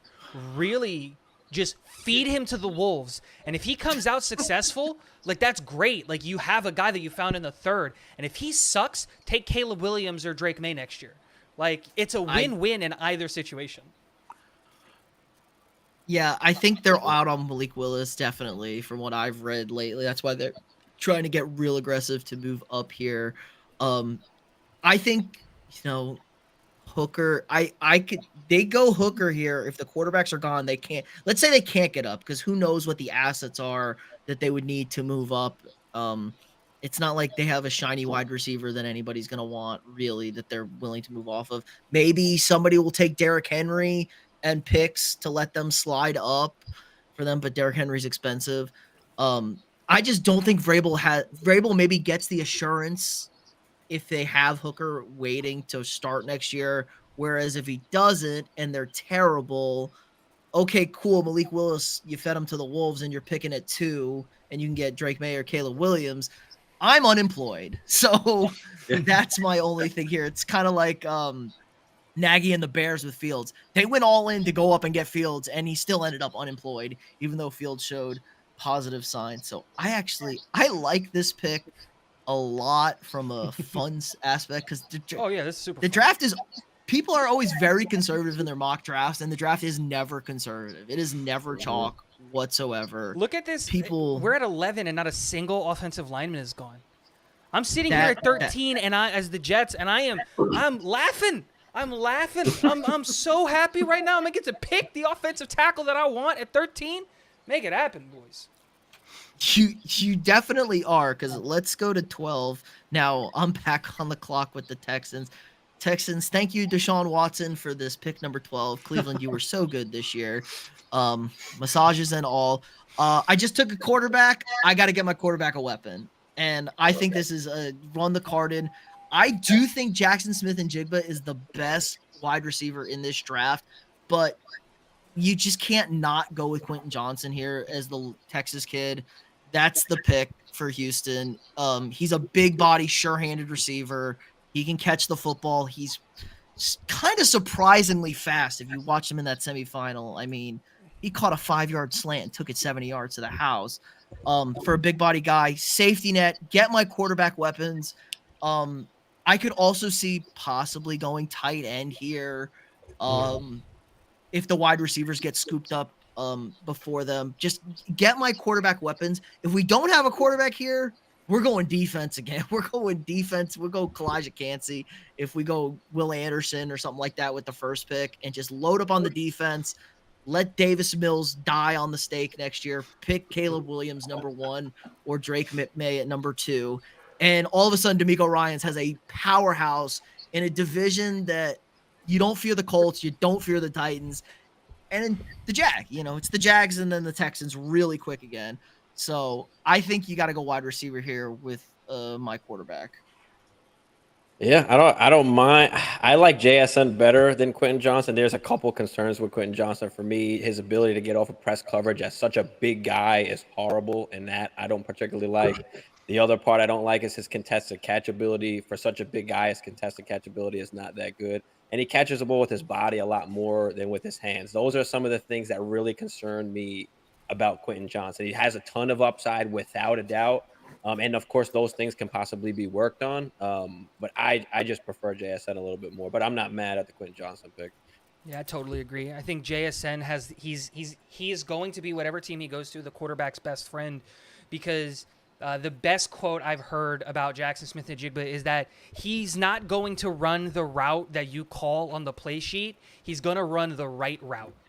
Yep. Right? He knows how to dissect the defense. He knows he's a second quarterback out there. He's going to find that soft spot in the zone and the coverage and man coverage and just get open. So for me, I would have gone Jackson Smith-Njigba, especially since they have a guy in Houston that they really like, and Nico Collins, that kind of fits that mold of what Quentin Johnson already is. 6'4", 215, speedy receiver who can play the X. Like, that's what Nico Collins is. Get something a little bit different in Jackson Smith-Njigba. But if they went this route, I get it. Especially with Bryce Young, who's like, 5'2", 55 pounds, can't look over the offensive line. Just get as big guys as you can, right? Get it to the vicinity. I agree. I would go. I'm kind of trying to go where I think they're leaning. I agree with Jackson Smith-Njigba. Only thing I don't like about him is the whole situation, how it played out at the end at Ohio State. Apparently he was more banged up and not really ready to come back, and Ohio State wasn't very upfront with that. That's why he left. They kind of made it look like, he kind of bailed on his team before a semifinal, which is messed up when you're arguably the best receiver in the country. So I think that was oversold a little bit here, but all right, it's time for the Jets, and you're punching this ticket in, right? Like Easily. Aaron Rodgers, we still gonna pick here at 13? Or are they Absolutely. giving up a first? Aaron Rodgers isn't worth a first. The guy's 40 years old, is about to make $110 million over the next 2 years. Yeah, you can at me, Green Bay Packers fans. Well, I'll this is what I do all day, is fight with Green Bay Packers fans on Twitter. But the Jets being here and having all of the tackles on the board is absolutely phenomenal, and they can go in whatever direction that they want. And I think that the conversation really comes here. You have to go offensive tackle. If you look at the Jets' contract structures right now, we have one offensive tackle signed beyond this year. Next year, we're going to have one guy on the roster, and that's our 4th or 5th round pick in Max Mitchell, who I'm a big fan of. Mekhi Becton's on the last year of his deal, unless we take his extension. Dwayne Brown is 1,000,000 years old, and he's on the last year of his deal. So you really got to get someone that you can put on this team immediately, that can either sit and develop behind these guys and really just be a safety net. Between Mekhi Becton, Max Mitchell, Dwayne Brown, and Elijah Vera Tucker, they missed 40 games last year. 40 games.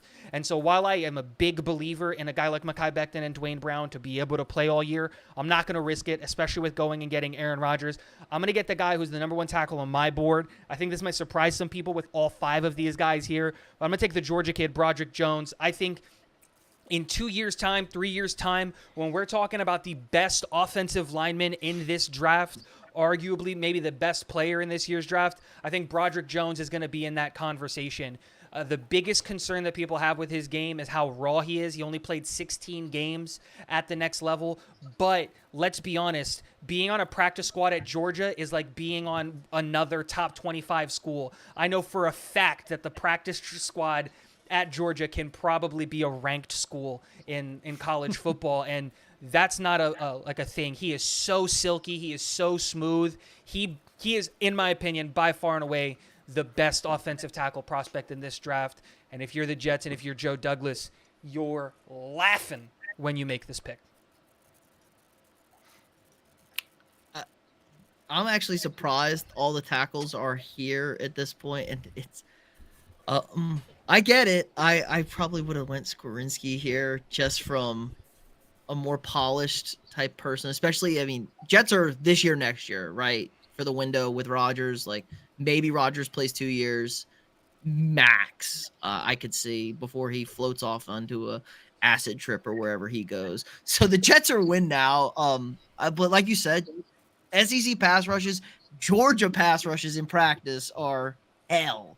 And so I just have Peter Skowronski projected as a guard at the next level. Sub 33-inch arm scares me. And when you look at, like, what is a Peter Skowronski comp at the NFL? It's Elijah Vera Tucker. And Elijah Vera Tucker's a guard, right? And that's the Jets literally picked Peter Skowronski like 3 years ago in Elijah Vera Tucker, and he's playing right guard right now. And so knowing Joe Douglas, I don't think he looks at Peter Skowronski as a tackle at the next level. He's my favorite offensive lineman, but at tackle, Broderick Jones is my favorite tackle. And they need an anchor point. Their offensive line is kind of undersized tweeners. It feels like at a lot of spots, converted tackles to guard. Even, Mekhi Becton's kind of that was his knock coming out on top of the injuries. All right, Joseph, the Patriots, 14, very interesting pick, and I have no idea where the Patriots are going. So yeah, it's really interesting. I will say, the Arizona Cardinals new general manager Monty Ossenfort cut his teeth to the Patriots. So I've had a little bit of time looking at their draft histories, trying to get an idea of what I think Ossenfort will do for the Cardinals. And they really do like taking either like tackles in the first round. They like taking those. They also like taking defensive linemen, edge, and I was torn here between going with kind of a bigger edge defender because they like those bigger edges who they can play in their hybrid fronts, or a tackle. And I know, with Peter Skoronski, the arm length thing is a concern. I've listened to some people talk about this who do know what they're talking about when it comes to this. And the deal with it is it does matter. But if you have short arms, you can be successful. You just have to be technically pristine. Right, your technician abilities as a tackle have to be perfect. I think Skoronski, though, is that kind of player. And I would also add to this that the Patriots, if you look at, they have a history of taking offensive linemen who aren't always prototypical size. Isaiah Wynn was a 6'2" guard. You look at Michael Onenwu, who's like this huge, massive like guard. And then, they've got Trent Brown, who's this huge, massive tackle. So I just feel like they look at offensive linemen maybe a little differently than other people, and they've had success finding them. And they sometimes go with guys who are not prototypical but can play, right? So I just feel like Peter Skoronski is a guy who they look at and they say, man, he is too good to pass up.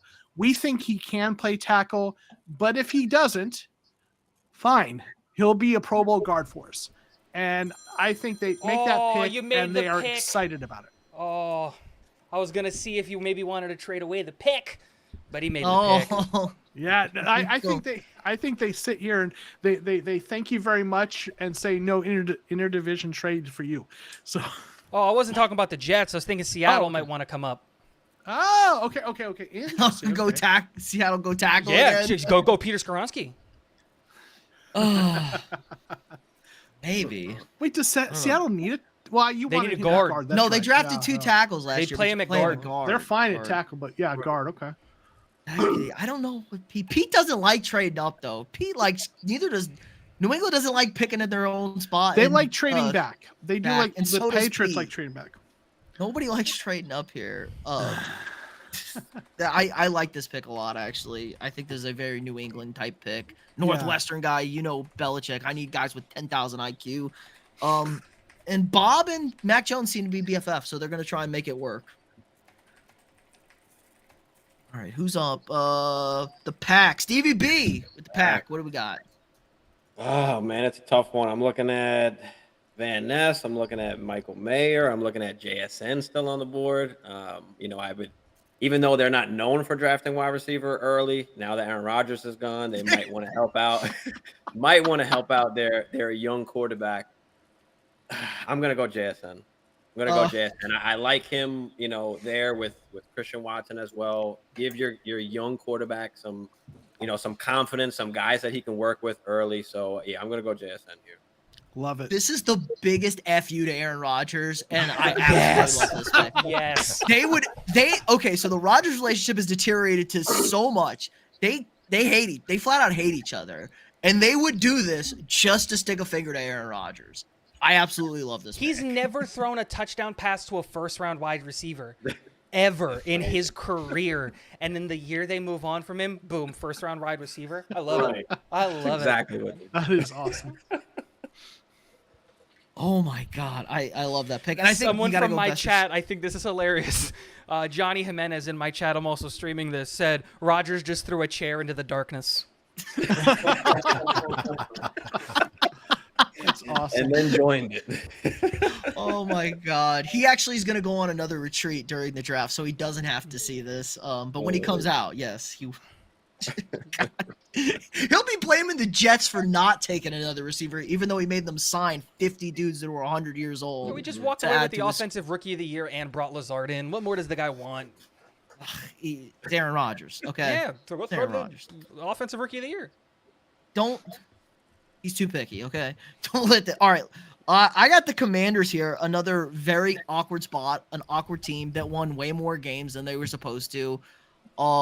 It sounds like they're okay with the quarterback for now. They're gonna give it a ride. I was surprised Ron Rivera wasn't fired last year. Honestly, I thought it was time to move on. It's just, Riverboat Ron is a good coach. He's not a great coach. He's not gonna take teams to the promised land. He had stacked teams in Carolina, and they had one really good run, and they obviously lost the Super Bowl there. And Cam Newton played out of his mind. So he's not a great evaluator of quarterbacks, not a great kind of really anything, it feels like, for this team. But new ownership, hopefully a new stadium. They could erase some of the past here. It's an ugly spot. I was looking here, and I think it might be sleeping on a couple people. I was thinking we're going to go secondary here. We need to beef up the back end. Obviously, we know the front 5 or 6 or whatever, 7, 8, 9, 10 they put on the defensive line is elite, but they couldn't cover on the back end a lick. I think they're going to let the offense kind of go as it is. You have a couple of decent receivers. Running back seems to be a good committee there. And we're just going to let it roll there at quarterback and figure it out. I mean, maybe this team tries to move up here. I don't see any of the offensive linemen here. Guard center, they say, is a need, but the interior offensive line in this draft are not at this spot Paris whatsoever. did play guard up until this last year. This is his first year as a tackle. Don't forget that. Yeah, this is true. This is true. He would be my first guard. Oh, yeah, I would take him as the first guard if you're going to put Skoronski at tackle. There. I think they go corner here, though. I actually really like Deontay Banks. I think he's a very plug-and-play cornerback. You stick him in there, he's going to shut people down. Maybe not the highest-end guy. He's not going to be, an island out there on his own. But he has such a good ball closing ability. I absolutely love it. A fantastic tackler, which Ron is really going to like. I mean, if Ron does anything, it is the defense. And he's a great tackler. He can help in the run support. They already have a great defensive line. Third corner off the board, I don't hate it. I have him a little bit higher than Joey Porter Jr. I think Joey Porter Jr. is much more of kind of a athletic guy, whereas I think Banks can help off the edge. He can play in there, help give that pass rush time, like we talked about with anybody, Pittsburgh, Detroit, anybody. Just give the pass rush a little bit of time, and they're going to absolutely murder let the pass rush murder somebody. So Washington at 16, I would be trying to trade up and get a quarterback because I'm really, obviously, I don't think they beat the Cowboys. It looked good. It was a great one game for them, but still, I go corner here in the secondary, and I think we're picking in the top 5 next year.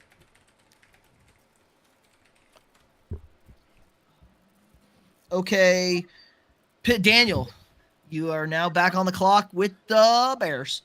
So with the Bears, I think they're going to try to protect Justin Fields. I think they're going to go tackle in this position. I'm looking at Darnell Wright out of Tennessee as being that guy to protect Justin Fields.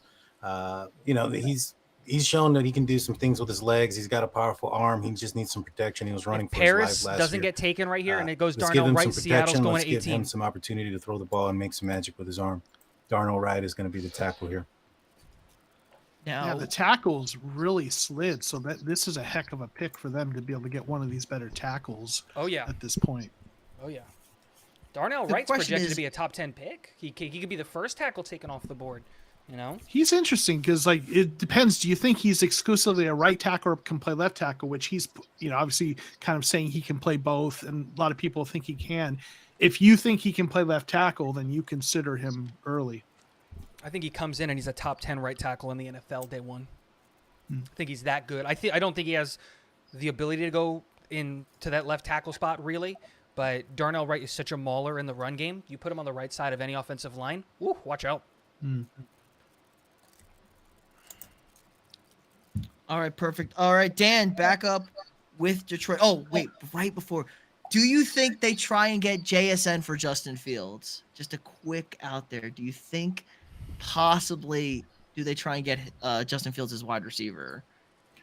I think they're happy with DJ Moore out there. I think that they just need to shore up that offensive line more than I anything. agree. Yeah. Moore, Claypool, Mooney. Yeah. Well, that Claypool pick's not looking so trade's not looking so great right now. Yeah, but neither was that 30 offensive second- line last year.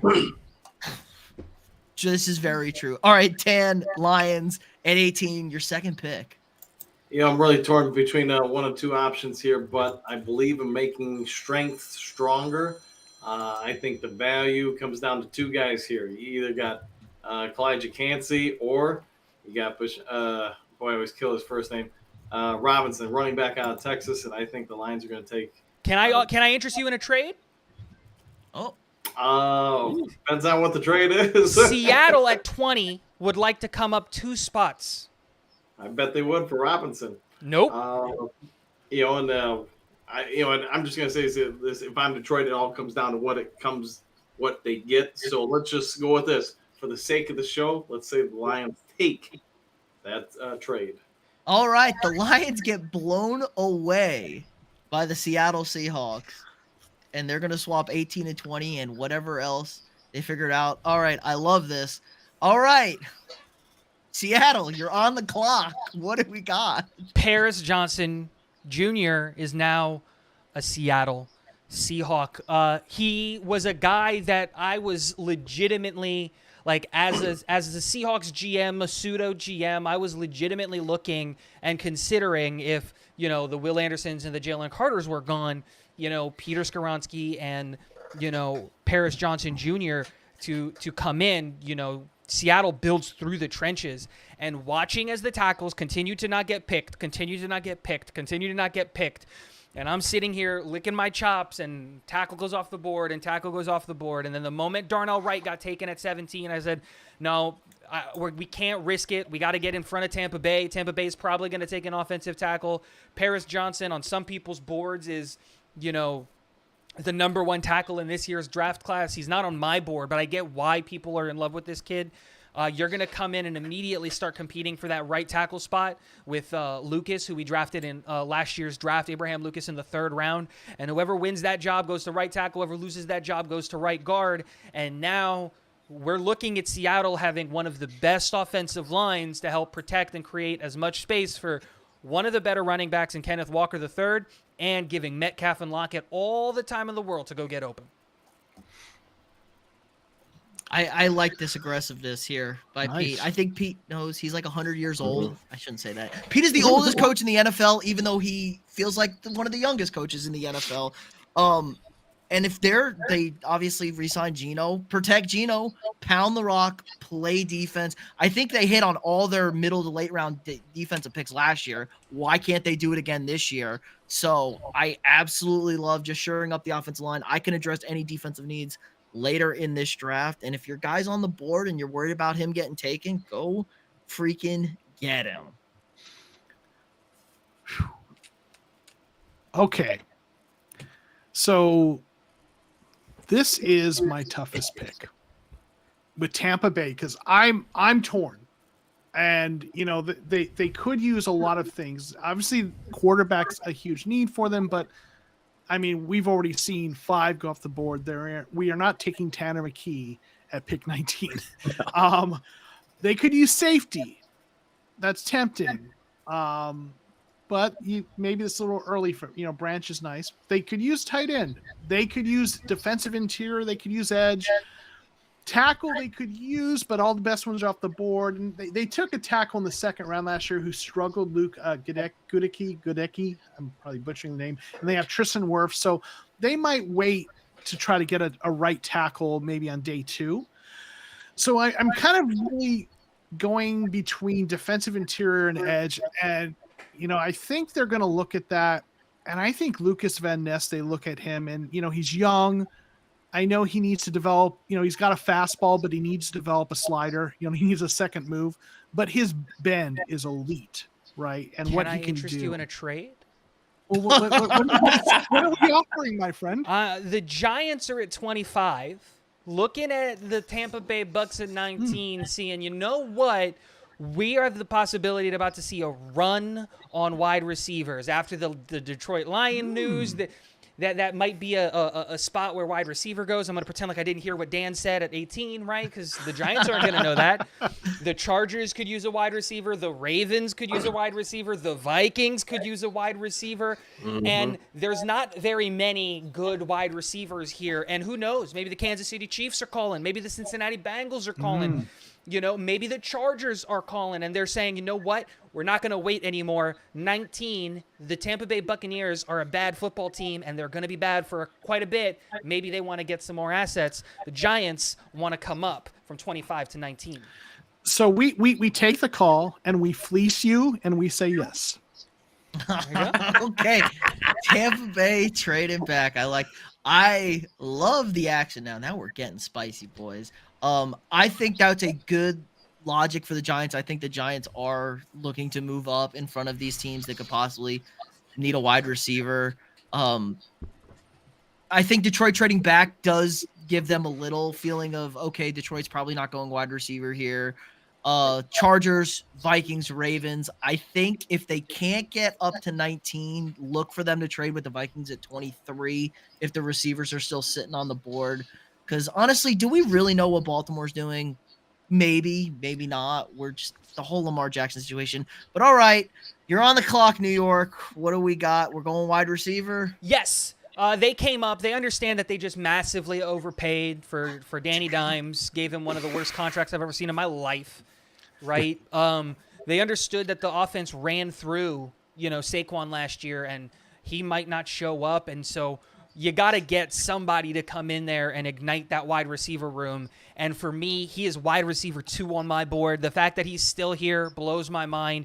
You sprint to the podium. You go get Zay Flowers out of Boston College. Yeah. He comes into your locker room, and he is easily, if Saquon's not on the team, the best player on your offense, like week 1, and he just gets open. That's just what he does. He just gets open. And for a guy who's that small, he has no problems with press. None at all. He just gets open. He's fast. He's quick. I love this guy. You put him in the slot, and you just let Daniel Dimes eat under Brian Dable, who might be one of the smarter offensive-minded head coaches in the NFL. I love it. Zay could play anywhere, inside, outside. Yep. That's what I love about Zay Flowers there. So yeah, I love the pick there, and he's my wide receiver 2 in this class as well. So I just punched my table in Baltimore because I was really hoping that I mean Lamar he fits the scheme. I mean, let's be honest, we don't have the best track record drafting wide receivers in Baltimore, but he was definitely the guy I had circled on my board, especially to pair him with OBJ. It could be a handful for teams now, and maybe Lamar actually comes back and play.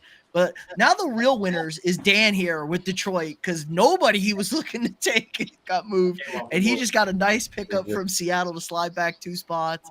And what are you doing at 20 now? So before we make this pick, the Lions are going to call the Chargers to make a trade up to get their picks. So the Lions would have back-to-back picks.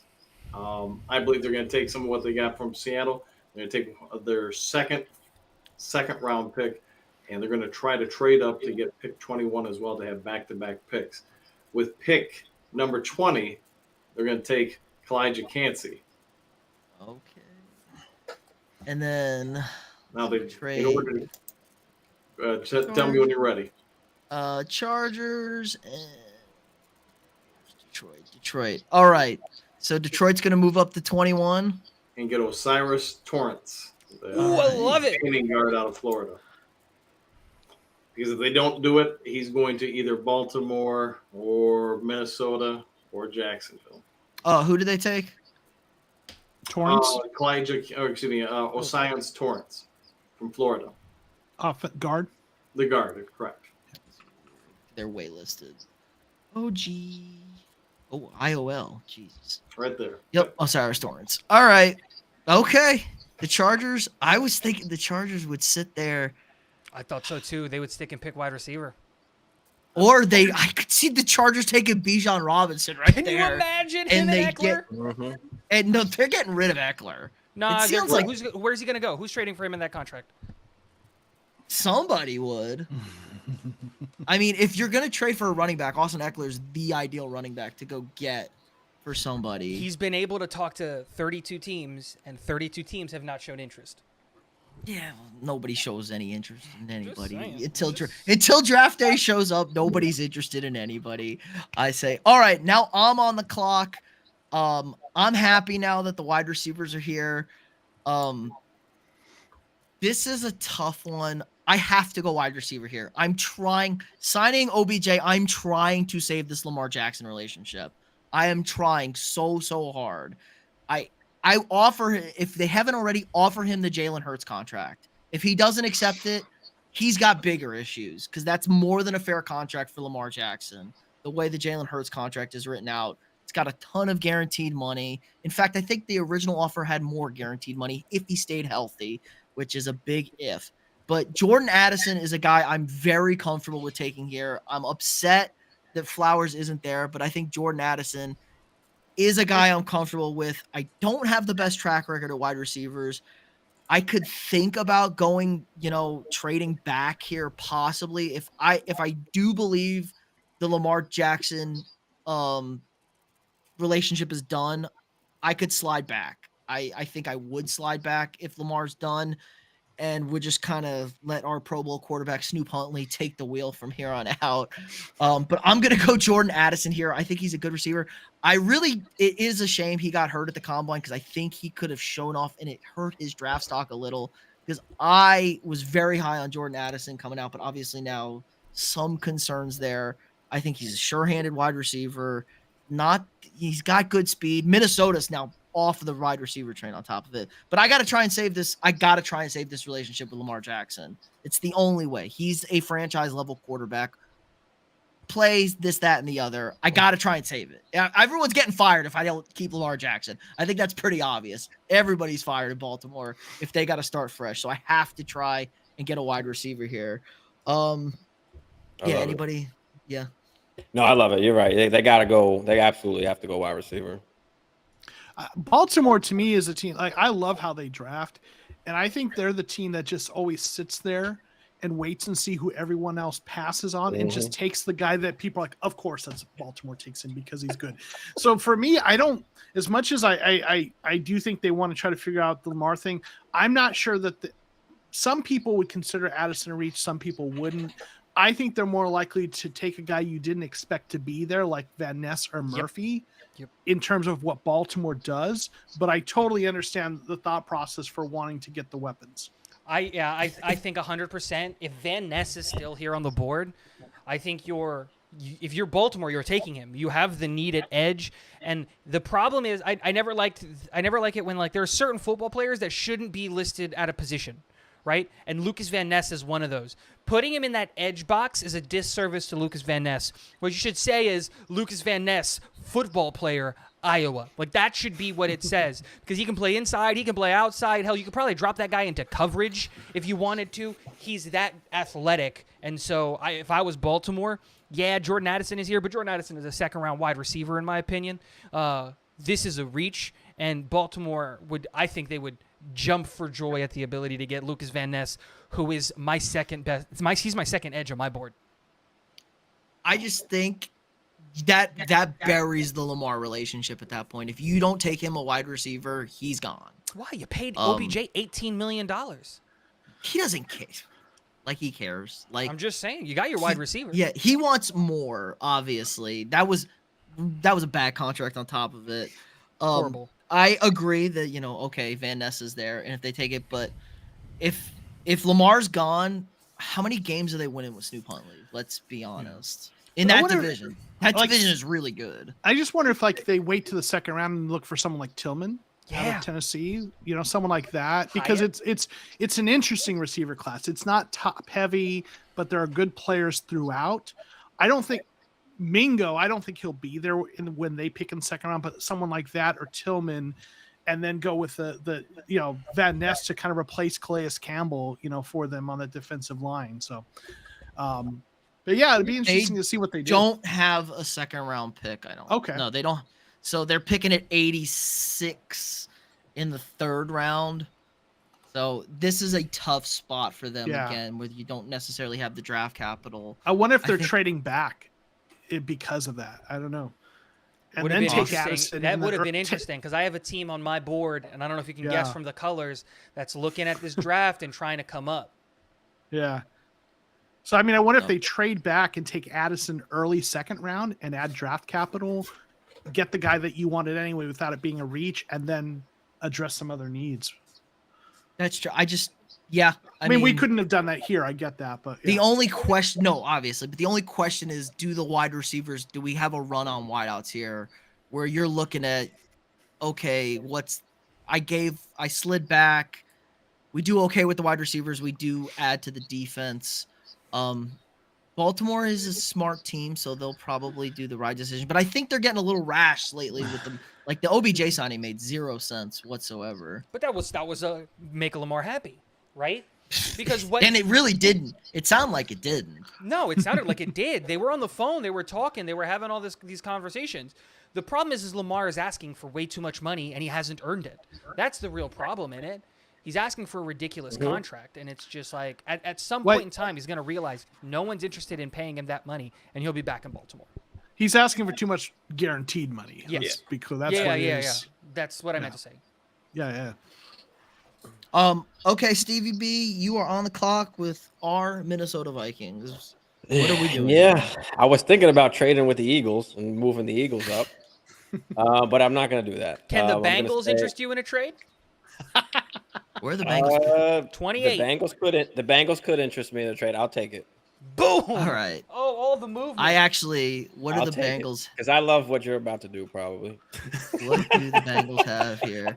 Well, in all seriousness, I'll let you Vikings guys make the pick. This should be really obvious what they're about to do. but trading back for the Vikings does make sense. We were talking about this off air before we went started because you don't have a ton of picks. So I think that's something that is absolutely a good possibility. Unless they go all in on trading up for a quarterback, trading back makes a lot of sense. Yeah, I think, especially you scoop up 60, get back into the second round, and probably get 131 with it for them, which would help them out. So I absolutely like this. Like I said, the Giants, another team, the Cowboys, possibly anybody in this range. That's why they're making this trade. I think the Bengals are coming up to 23 because they're scared that the Jags might be sellers, the Bucks might be sellers, and with the Cowboys and the Bills picking in front of them, we all know who they came up for, right? Do I have to say it? I don't. Oh, I think I need to know Dalton because I'm Kincaid. not sure. No, they came up for Bijan. Bijan, baby. Ooh. Oh Yeah. yeah. Yep. Yeah, my. Joe Mixon You mean shot having some a running- kids. I'm You kidding, mean having right? a running back possibly going to jail? I'm just like but the real Okay. thing is he's not, right? He's been cleared of all charges. But the real thing is I is think that they reopened it. no, but it's a misdemeanor. So worst case he Okay. gets Yeah. right. It's a It's the civil NFL case. It's not a anyway. whatever. Anyway, it's the NFL. Yeah. Everybody's okay anyway. But Nobody like the way cares. that I look at it is Joe Mixon is about to make $10 million this year. None of his contract is guaranteed, so they can cut him and save $10 million. And Bijan is arguably an upgrade to what Joe Mixon is when you look at his health, cost-controlled contract for the next 5 years. Joe Burrow's about to make $100 million a year because quarterback salaries are ridiculous. Dude, you won off of having 3 insanely good wide receivers and a really good running back. Keep that thing going. Save $10 million. Go pay T. Higgins.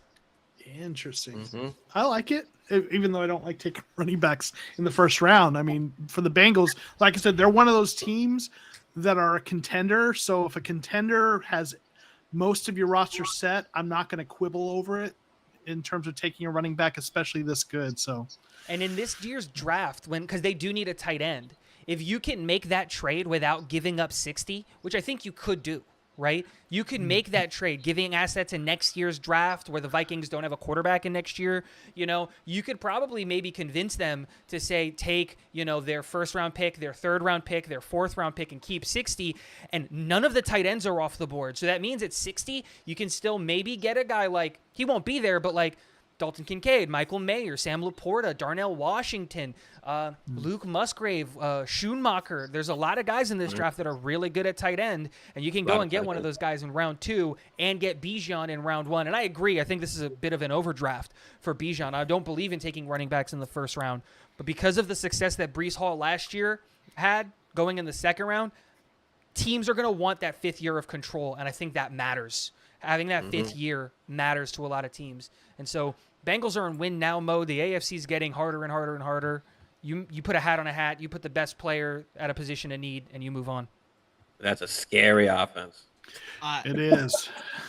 It actually, I don't think it got talked about enough that, they did lose Pirine, and they really, they got a lot out of Pirine when he filled in when Mixon went down. So there is a hole there for, even if you want to keep Joe Mixon and kind of run a 2-headed monster out there. I mean, offense is scary. The defense is kind of a no-name defense, but it's really good. We've seen it be really, really good. So I love this pick. Jerry Jones just punted his TV screen because that is where I think he wants to go. The Bills, all of Buffalo just committed suicide. They're like, another running back we couldn't get?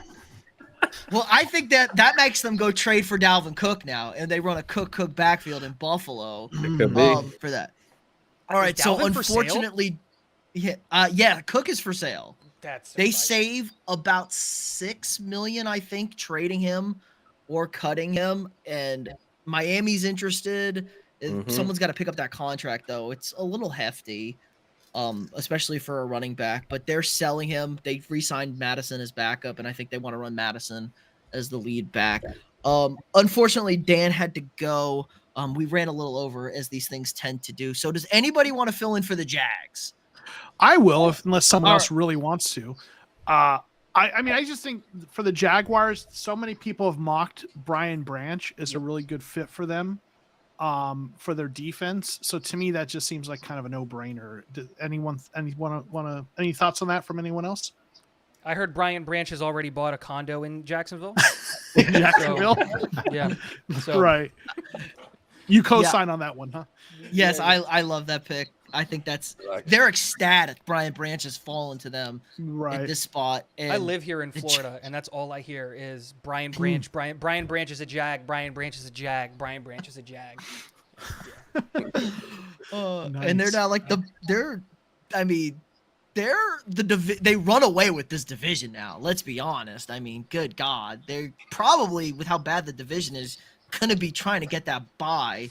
And I know it's not scary to go play in Jacksonville in the wintertime. It's actually a nice relief. But home games are home games, especially for young teams like the Jags. So good on Doug Peterson. I like this pick. All right, who's on the clock now? Tampa. Oh, it's me again. I've got Joe's back-to-back Tampa. Oh, you got 3 in a row. Okay. I love it. Jason Light is having a cocktail right now because the guy he was going to take before he traded back with our good friend Tigo here is still on the board. Right? We were going to take Lucas Van Ness. He's still there. Lucas Van Ness, welcome to Tampa Bay. I think this is a great pick. He fell. He's a high, sometimes he could go. Ness feels like a guy that could go very high, or I could absolutely see him sliding. He did have some injury issues, and I don't trust guys from Iowa. Let's be honest. They're kind of slow, unathletic white guys in the Big Ten. I don't trust them. They don't. But he's not out slow or unathletic. He tested very well. I was very surprised with how well he tested, honestly. To put it into perspective, if the Jets didn't need an offensive tackle, like in my eyes, this desperately, if Lucas Van Ness was there at 13, he was my pick. I love Lucas Van Ness that much. If the Jets add any more to that defense, that would be a problem. Yeah. Dude, you turn a superpower into a super duper power, right? Like that's what you do. That's how you win games, is by doing what you do great even better. We didn't need Sauce at 4 last year. Well, you take the defensive rookie of the year and you laugh at the Houston Texans for taking DSJ. That was a sussy pick. All right, Jerry Jones, how have you recovered from your Bijan? I mean, he had everything made up. He had the signs, he had the jerseys, he had the endorsements, and now he's shit out of luck. Jerry Jones just fired 12 people for not getting in front of that one. But there's a couple directions he could go. But I think the fact that they lost Dalton Schultz and their best tight end is the 4th rounder, who was, graded reasonably well, but I think they like having good tight end in Dallas. They've had a long history of really good tight ends, Jay Novacek, Witten, and I think they're pretty, as much as they're disappointed about Bijan being gone. I think they go with Michael Mayer, who I think many people see as the best tight end, even if PFF has him graded as the second best.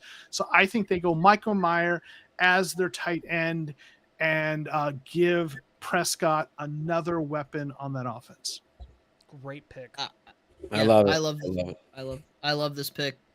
Dak loves throwing to tight ends. Dak loves throwing to tight ends. And I have Michael Get him Mayer a as tight my end. number one tight end in this class too. Like heads and shoulders over Kincaid in my opinion. He's in a tier on his own. And that's not trying to take anything away from Kincaid, but I just think I think Michael Mayer is baby Kittle. Like that's the projection that I see for him. A mauler in the run game, a passing threat, and if you can help him get a stronger lower half so that he can maybe gain just a half a yard of speed, watch out, because we're looking at one of the better tight ends in football, in my opinion.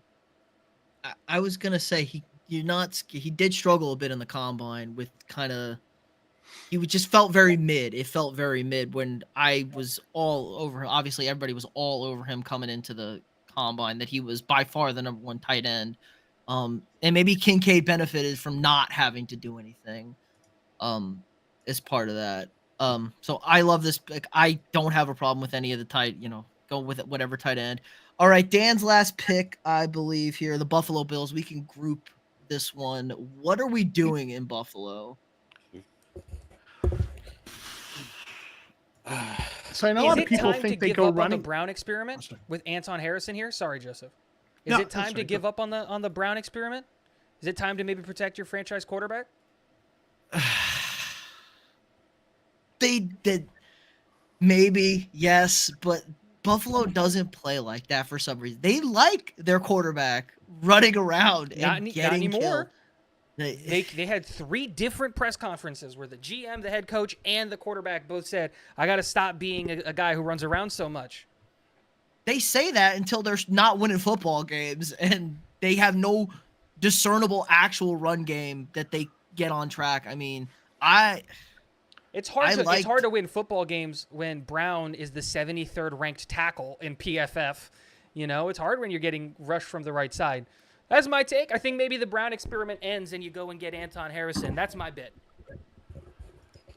I could see that. I mean, a lot of people think they go running back, but I think what's weird is that even though they don't have a great running back, I don't feel like they build their offense around having a good running back. Josh Allen does a lot of their rushing, their running. As you look at their roster, they definitely need some help at tackle. They could use some help. You know what, though? Let me throw another thing in there because I think this is a great spot for one of my favorites. He is John Michael. He's our center Schmitz, as I call him. How's that for Mitch Morse is kind of older, and I know they could use tackle, but there's some tackles you might be able to get. You need a right tackle. You can get a guy like Carter Warren or Tyler Steen or maybe Matthew Bergeron. He might be gone early second round. So there are some right tackles you get later. But what about that center? A lot of people think John Michael Schmitz to Buffalo is a possibility. I love John Michael Schmitz. He's my favorite center in this class. But here's where I think we disagree is I don't think you get a right tackle in the second round. After Anton Harrison and DeJuan Jones are gone, all of these guys, in my opinion, are question marks. They're big question marks. I don't know if Tyler Steen is ready to start. I don't know if I have Matthew Bergeron projected as a guard at the next level. There's a lot of these things where you look at and here's the thing. It's not like they don't have a need at guard either. Is Bates really the answer? Is McGovern and this is the Texas, the Dallas McGovern, is he really an upgrade at that guard? They have a lot of holes on that offensive line. They could go a million different directions. John Michael Schmitz. They could go Steve Avila if they want to guard. They could go Anton Harrison. Hell, they could go DeJuan Jones here. I wouldn't be upset with it. I will throw this out there as well. I see this mocked a lot with Bijan being gone here. And again, I know me and Joseph don't super agree with this pick, but there's a lot of people really, really high on Jahmyr Gibbs, the running back, and they're a desperate need for running back here. First of all, I agree. Schmidt's best center. I refuse to take centers in the first round. I think it's a stupid move to take centers in the first round. You could probably get them in this. I've seen way too many centers get drafted in the second, third, and fourth round, be the best center in football, be all pro level players. And I've seen a few centers drafted high in the first round turn into duds, especially on my football team. Hint, hint, hint. I like protecting Allen here. The defense is a concern, though. They lost a lot in free agency on the defense side of the ball, and they weren't very good. Let's be honest. They got cooked by that Bengals offense. So I just don't know how high they would be on Joey Porter Jr. at corner or, any of the pass rush. The linebackers obviously would be kind of a reach here. Do we know anything about Kaiir Elam? They took him in the first round last year, and he's not even slated to be a starter for them. Are they out on him? Are they considering him a project? What's happening there? Do we know? I have no idea what they're doing. They took him in the first round out of Florida last year. I really liked Kaiir Elam. I was disappointed that he went to Buffalo. So did I. I would have to ask my Bill friends because he graded 64.6 per PFF, played 570 snaps. So he played a bit. He looks like he played most of the season, maybe missed a couple games. So I'm not sure what's going on with him. I'm just putting it out there because they still have Tre'Davious White, right? You spent a first-round pick on Kaiir Elam, and I don't know. I'm just curious. I mean, he looked like he got a little bit better down the stretch, and looks like he played more snaps late in the season. So I think I don't think they're out on him, at least from what the data are showing. I will say like tackle's an interesting one and I totally hear this stuff about center in the first round. Like I wouldn't take center in the first round. I'm a big believer in kind of positional value. I bring up Schmitz though because he's been discussed as linked to them, but I think there are a couple tackles. Harrison, still being on the board, that's worth looking at. And cornerbacks. I mean, only 3 cornerbacks gone so far. I mean, I don't know how they feel about Porter, but I could definitely see them going just because the value is so good that the 4th best corner is still on the board. You usually expect that to be gone. Miles Murphy here. Von Miller's not getting any younger either. Yeah. Mm-hmm. Yeah. They could go a ton of different directions. I would go Anton Harrison here, though, if I was the Bills. If I was making this pick, I would make that pick.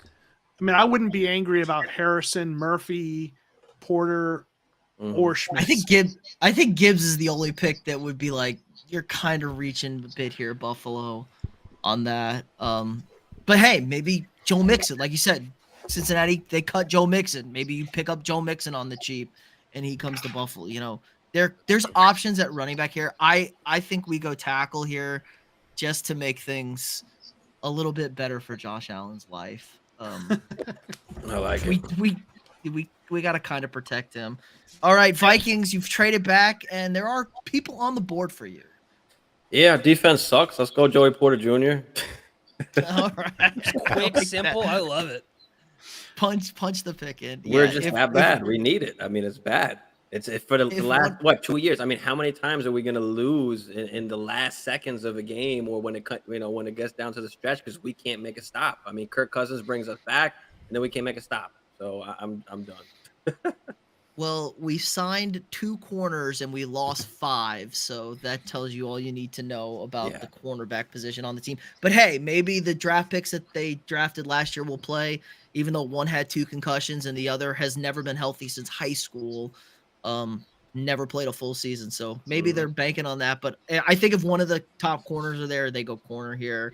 But in Flores, we trust.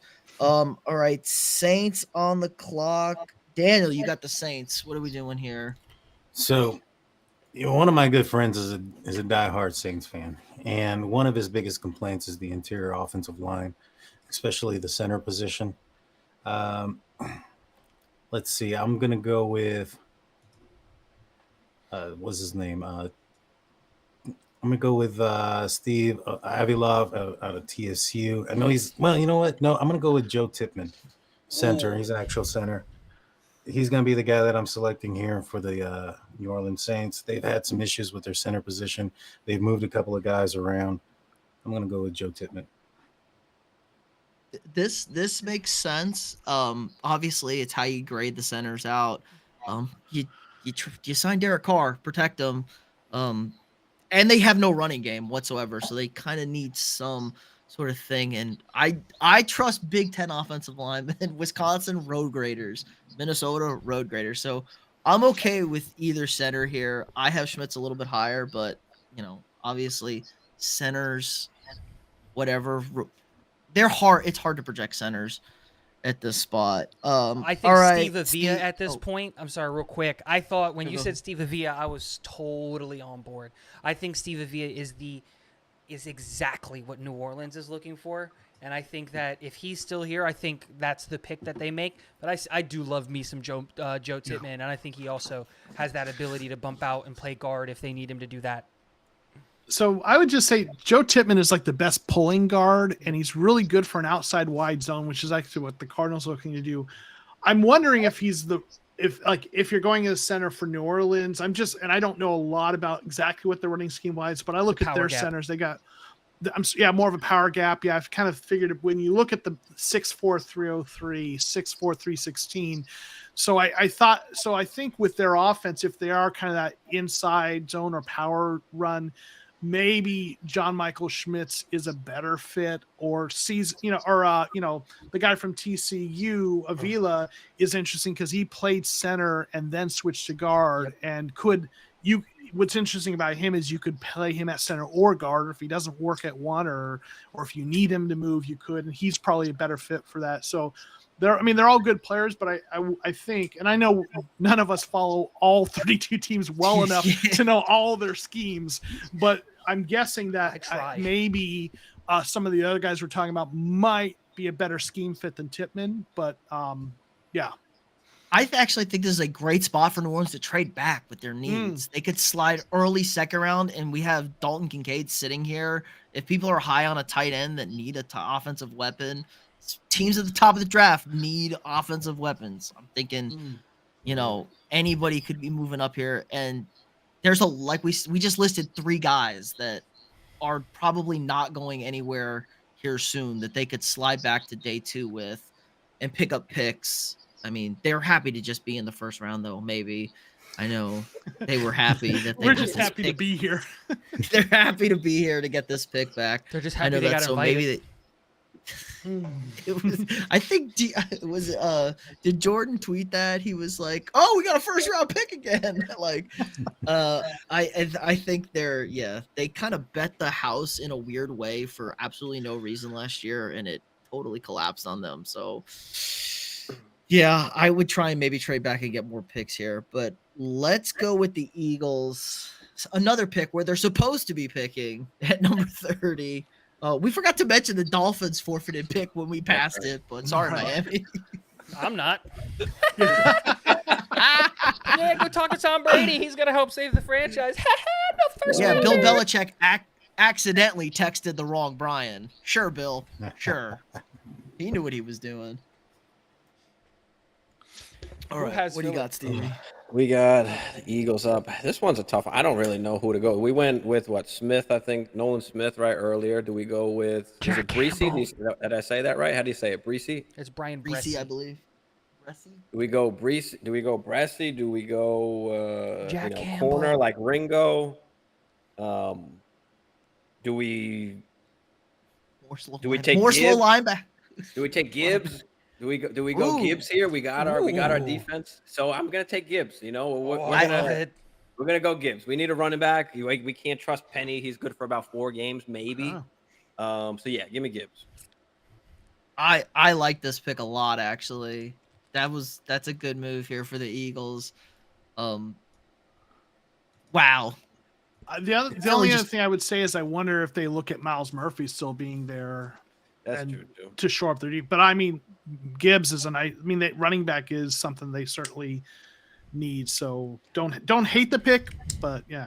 It would be interesting if they double dipped on edge. I should go. Yeah, what they is went that? Nolan Smith at 10, right? Yeah, we went Nolan Yeah. Smith earlier, so I figured, you know what? Fuck it. If we missed out on Bijan, let me just go after the running back now since we made the the pick earlier. I thought I would have thought in this position you like overdraft a linebacker a little bit, have the 5th-year option, go get Jack Campbell out of Iowa. Like you lost both of your Good starting idea. linebackers, but this is the Right. much sexier. Oh yeah, look at we're gonna go win a Super Bowl pick. And I Yeah, love it. exactly. Like Jack Campbell or a pick like that, or like Brian Bressy's like the we're going in the trenches, or like taking Steve Avila here to play guard or whatever because they lost Mailata to the Steelers. But like, nah, screw it. We run the ball really well. Running back. Yep. I love it.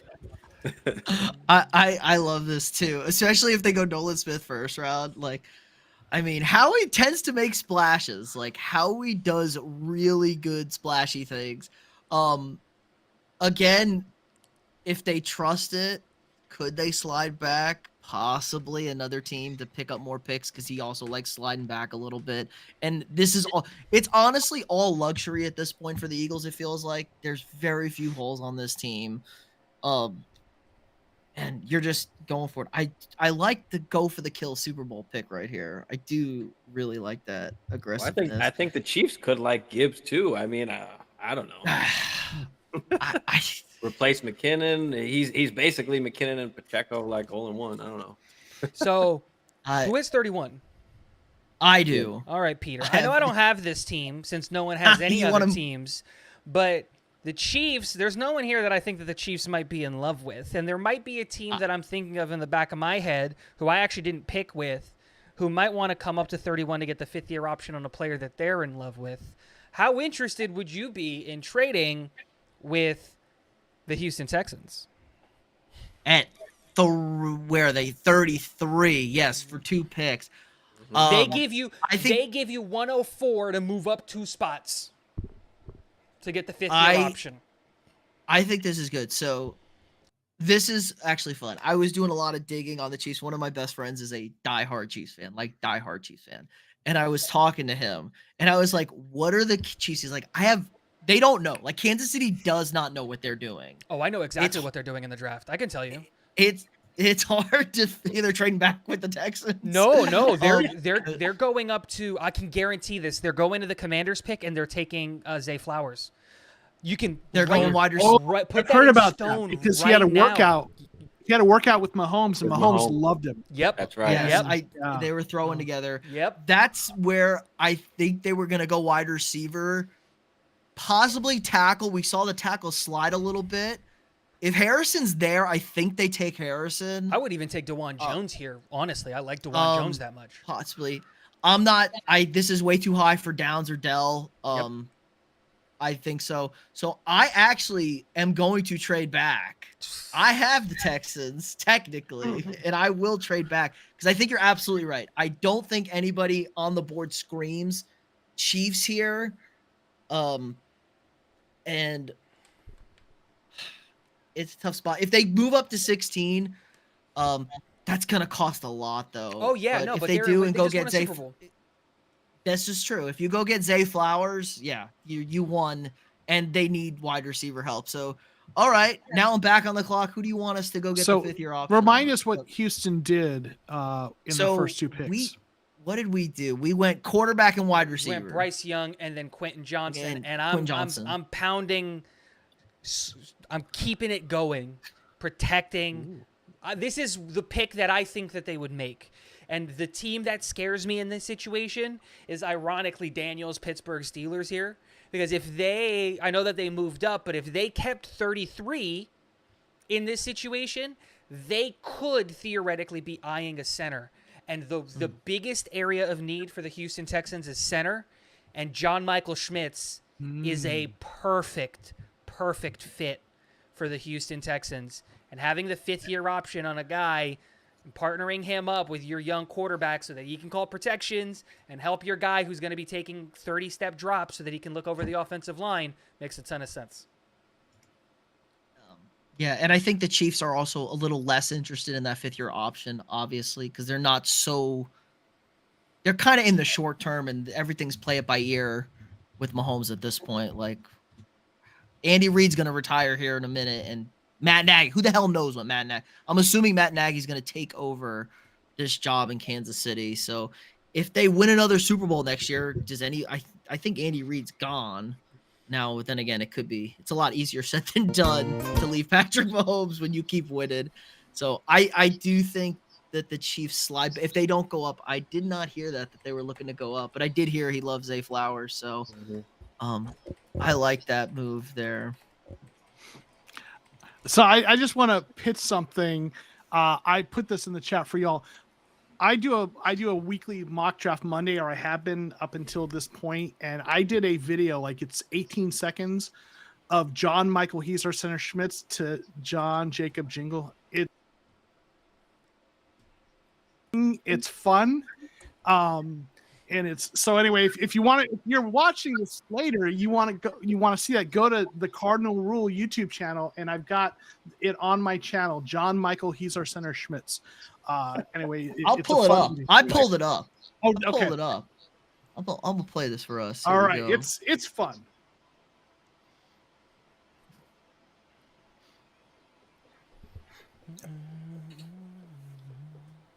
Where everyone who's watching is like can't hear. Like, what are they doing? Well, he's pulling that up. I will say this: at 32, the Steelers probably would have picked DeJuan Jones tackle at that point. Oh, that makes they've sense. been eyeing Too. tackles. Yeah. Yeah, and with Andy Weidel, he's brought in a lot of large people, and especially up front in the trenches, and so I think that's going to be the move for the first pick in the second round. I think that's good. I played that for the stream, so everybody on stream got to enjoy that beautiful vocalization there. Hey, I want to say hey to Lance S, who's in the chat, saying he's here for showing his wonderful singing voice. So thanks for dropping by, Lance. He's a subscriber to my channel. So yes, I appreciate it. We had actually great chat. It looked like chat, and I had too many screens open. I couldn't be typing in the chat. Try to run all this stuff for everybody, but yeah, I think that's gonna do it for us, guys. First of all, fantastic job, absolutely a blast with everybody. It was so much fun. So yeah, I appreciate everybody for doing this, sacrificing your Friday night to grind it out. I know I think we said like an hour and a half, and we're well over that now, but we lost Dan in the process, but it's okay. We covered for them. Everyone had a blast. If everybody wants to pitch their channel, I posted a link in the description of my stream if everybody wants to check it out.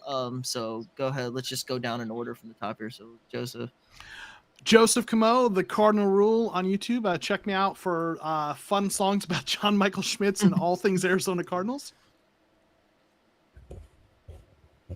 All right, Daniel.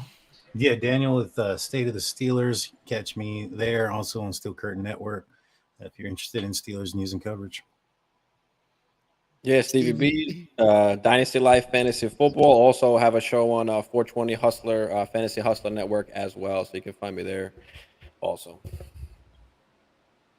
And wrapping it up, our Jet expert Tigo. Yeah, talking Jets with Tigo. Like I said earlier, we talk Jets, we talk football. And especially during the draft, I've been pumping out so much draft content. So if you're interested in learning about any of the top 5 guys at the positions or whatever, we're pumping out daily. We did centers today. We're doing guards tomorrow. We're doing tackles the day after. Then we're going to the defensive side of the ball. It's a blast. I love it. I've evaluated, I think, this draft season. I think I'm at like 308 or 309 guys that I have a little write-up on and all that stuff. So I love the draft. It's my favorite time of the year. Yeah, I've been watching those. I actually really enjoy those little ones. There. I am After the Review Sports. Thank you for everybody stopping by. We do kind of cover everything during the NFL season, live stream Monday Night Footballs, but covering news every day, do shorts every day. So lots of fun stuff. I appreciate everybody for stopping by. It was an absolute blast. Hopefully we can do more stuff in the future. I know how hard it is to get so many people, but maybe just one-on-one individual stuff. Draft next Thursday, everybody. Should be a lot of blasts. So thanks for stopping by. That's going to do it for us. All right, I ended my stream. Thanks, guys. That was a blast. Yeah, for Yeah, sure. that was. Absolutely. Let me just if anyone ever wants to do any kind of collabs, like I'm always happy to jump on anyone's channel or do whatever, or whatever. I know when teams match up, often it's fun to kind of do stuff with the content creator for a team you're playing against. So I'm always willing to do something as far as collaboration with anyone. Just let me know. Awesome. Same for me as well. If you guys ever want anybody talking Steelers, I'm more than happy to jump on. Yeah. Do any of you guys do fantasy or dynasty? I play fantasy. I just don't do any fantasy content. Yeah. Yeah, you know me. I'm hanging out. Our buddy the Catch. We had another fantasy guy lined up here that introduced me to Stevie. So yeah, fantasy season when fantasy season comes around.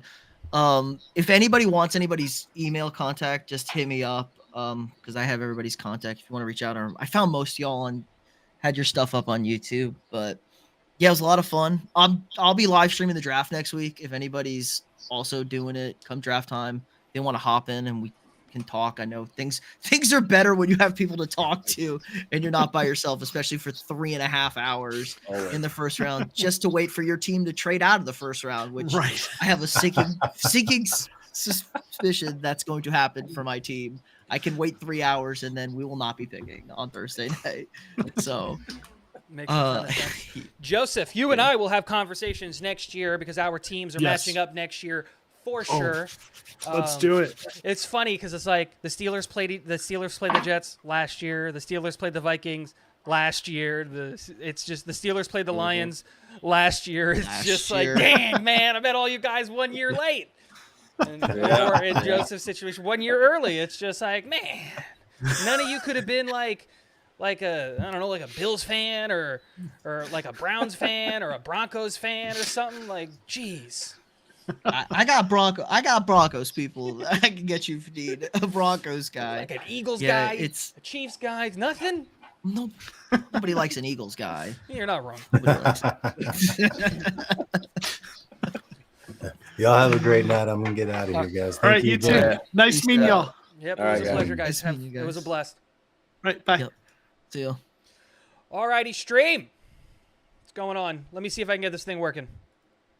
No. Give me a second.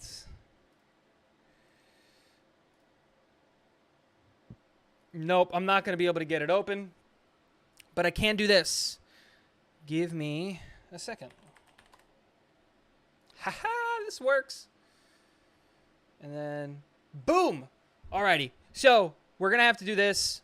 Yeah, we're going to have to do this for a second now, or for a little bit. But guys, thank you so much for hanging out. Thank you for being a part of this and, doing all this stuff. It was something different, and it was a really cool way to be able to, like, meet some new creators, do a full first-round mock draft with some people that we haven't seen on the channel before, people that I'm going to be probably working with later on in the future. I had a ton of fun doing this. I hope you guys had a ton of fun doing this. If you did, a really easy way to show it is by hitting the like button on the way out. Thank you for everybody for hanging out. I know this isn't traditionally what we do on Fridays, but next week is draft week. I'm going to be pumping out all of the content. And let's do it, guys. Thanks for hanging out. Draft is like 5 days away. I'm super, super excited. All right, I'm going to head out of here. I'm going to go to sleep. I got a late night because I still got homework to do. I got an early morning because I have a 10-month-old. It was fun. We got more content coming to you guys this week. Thanks for hanging out. And last but not least,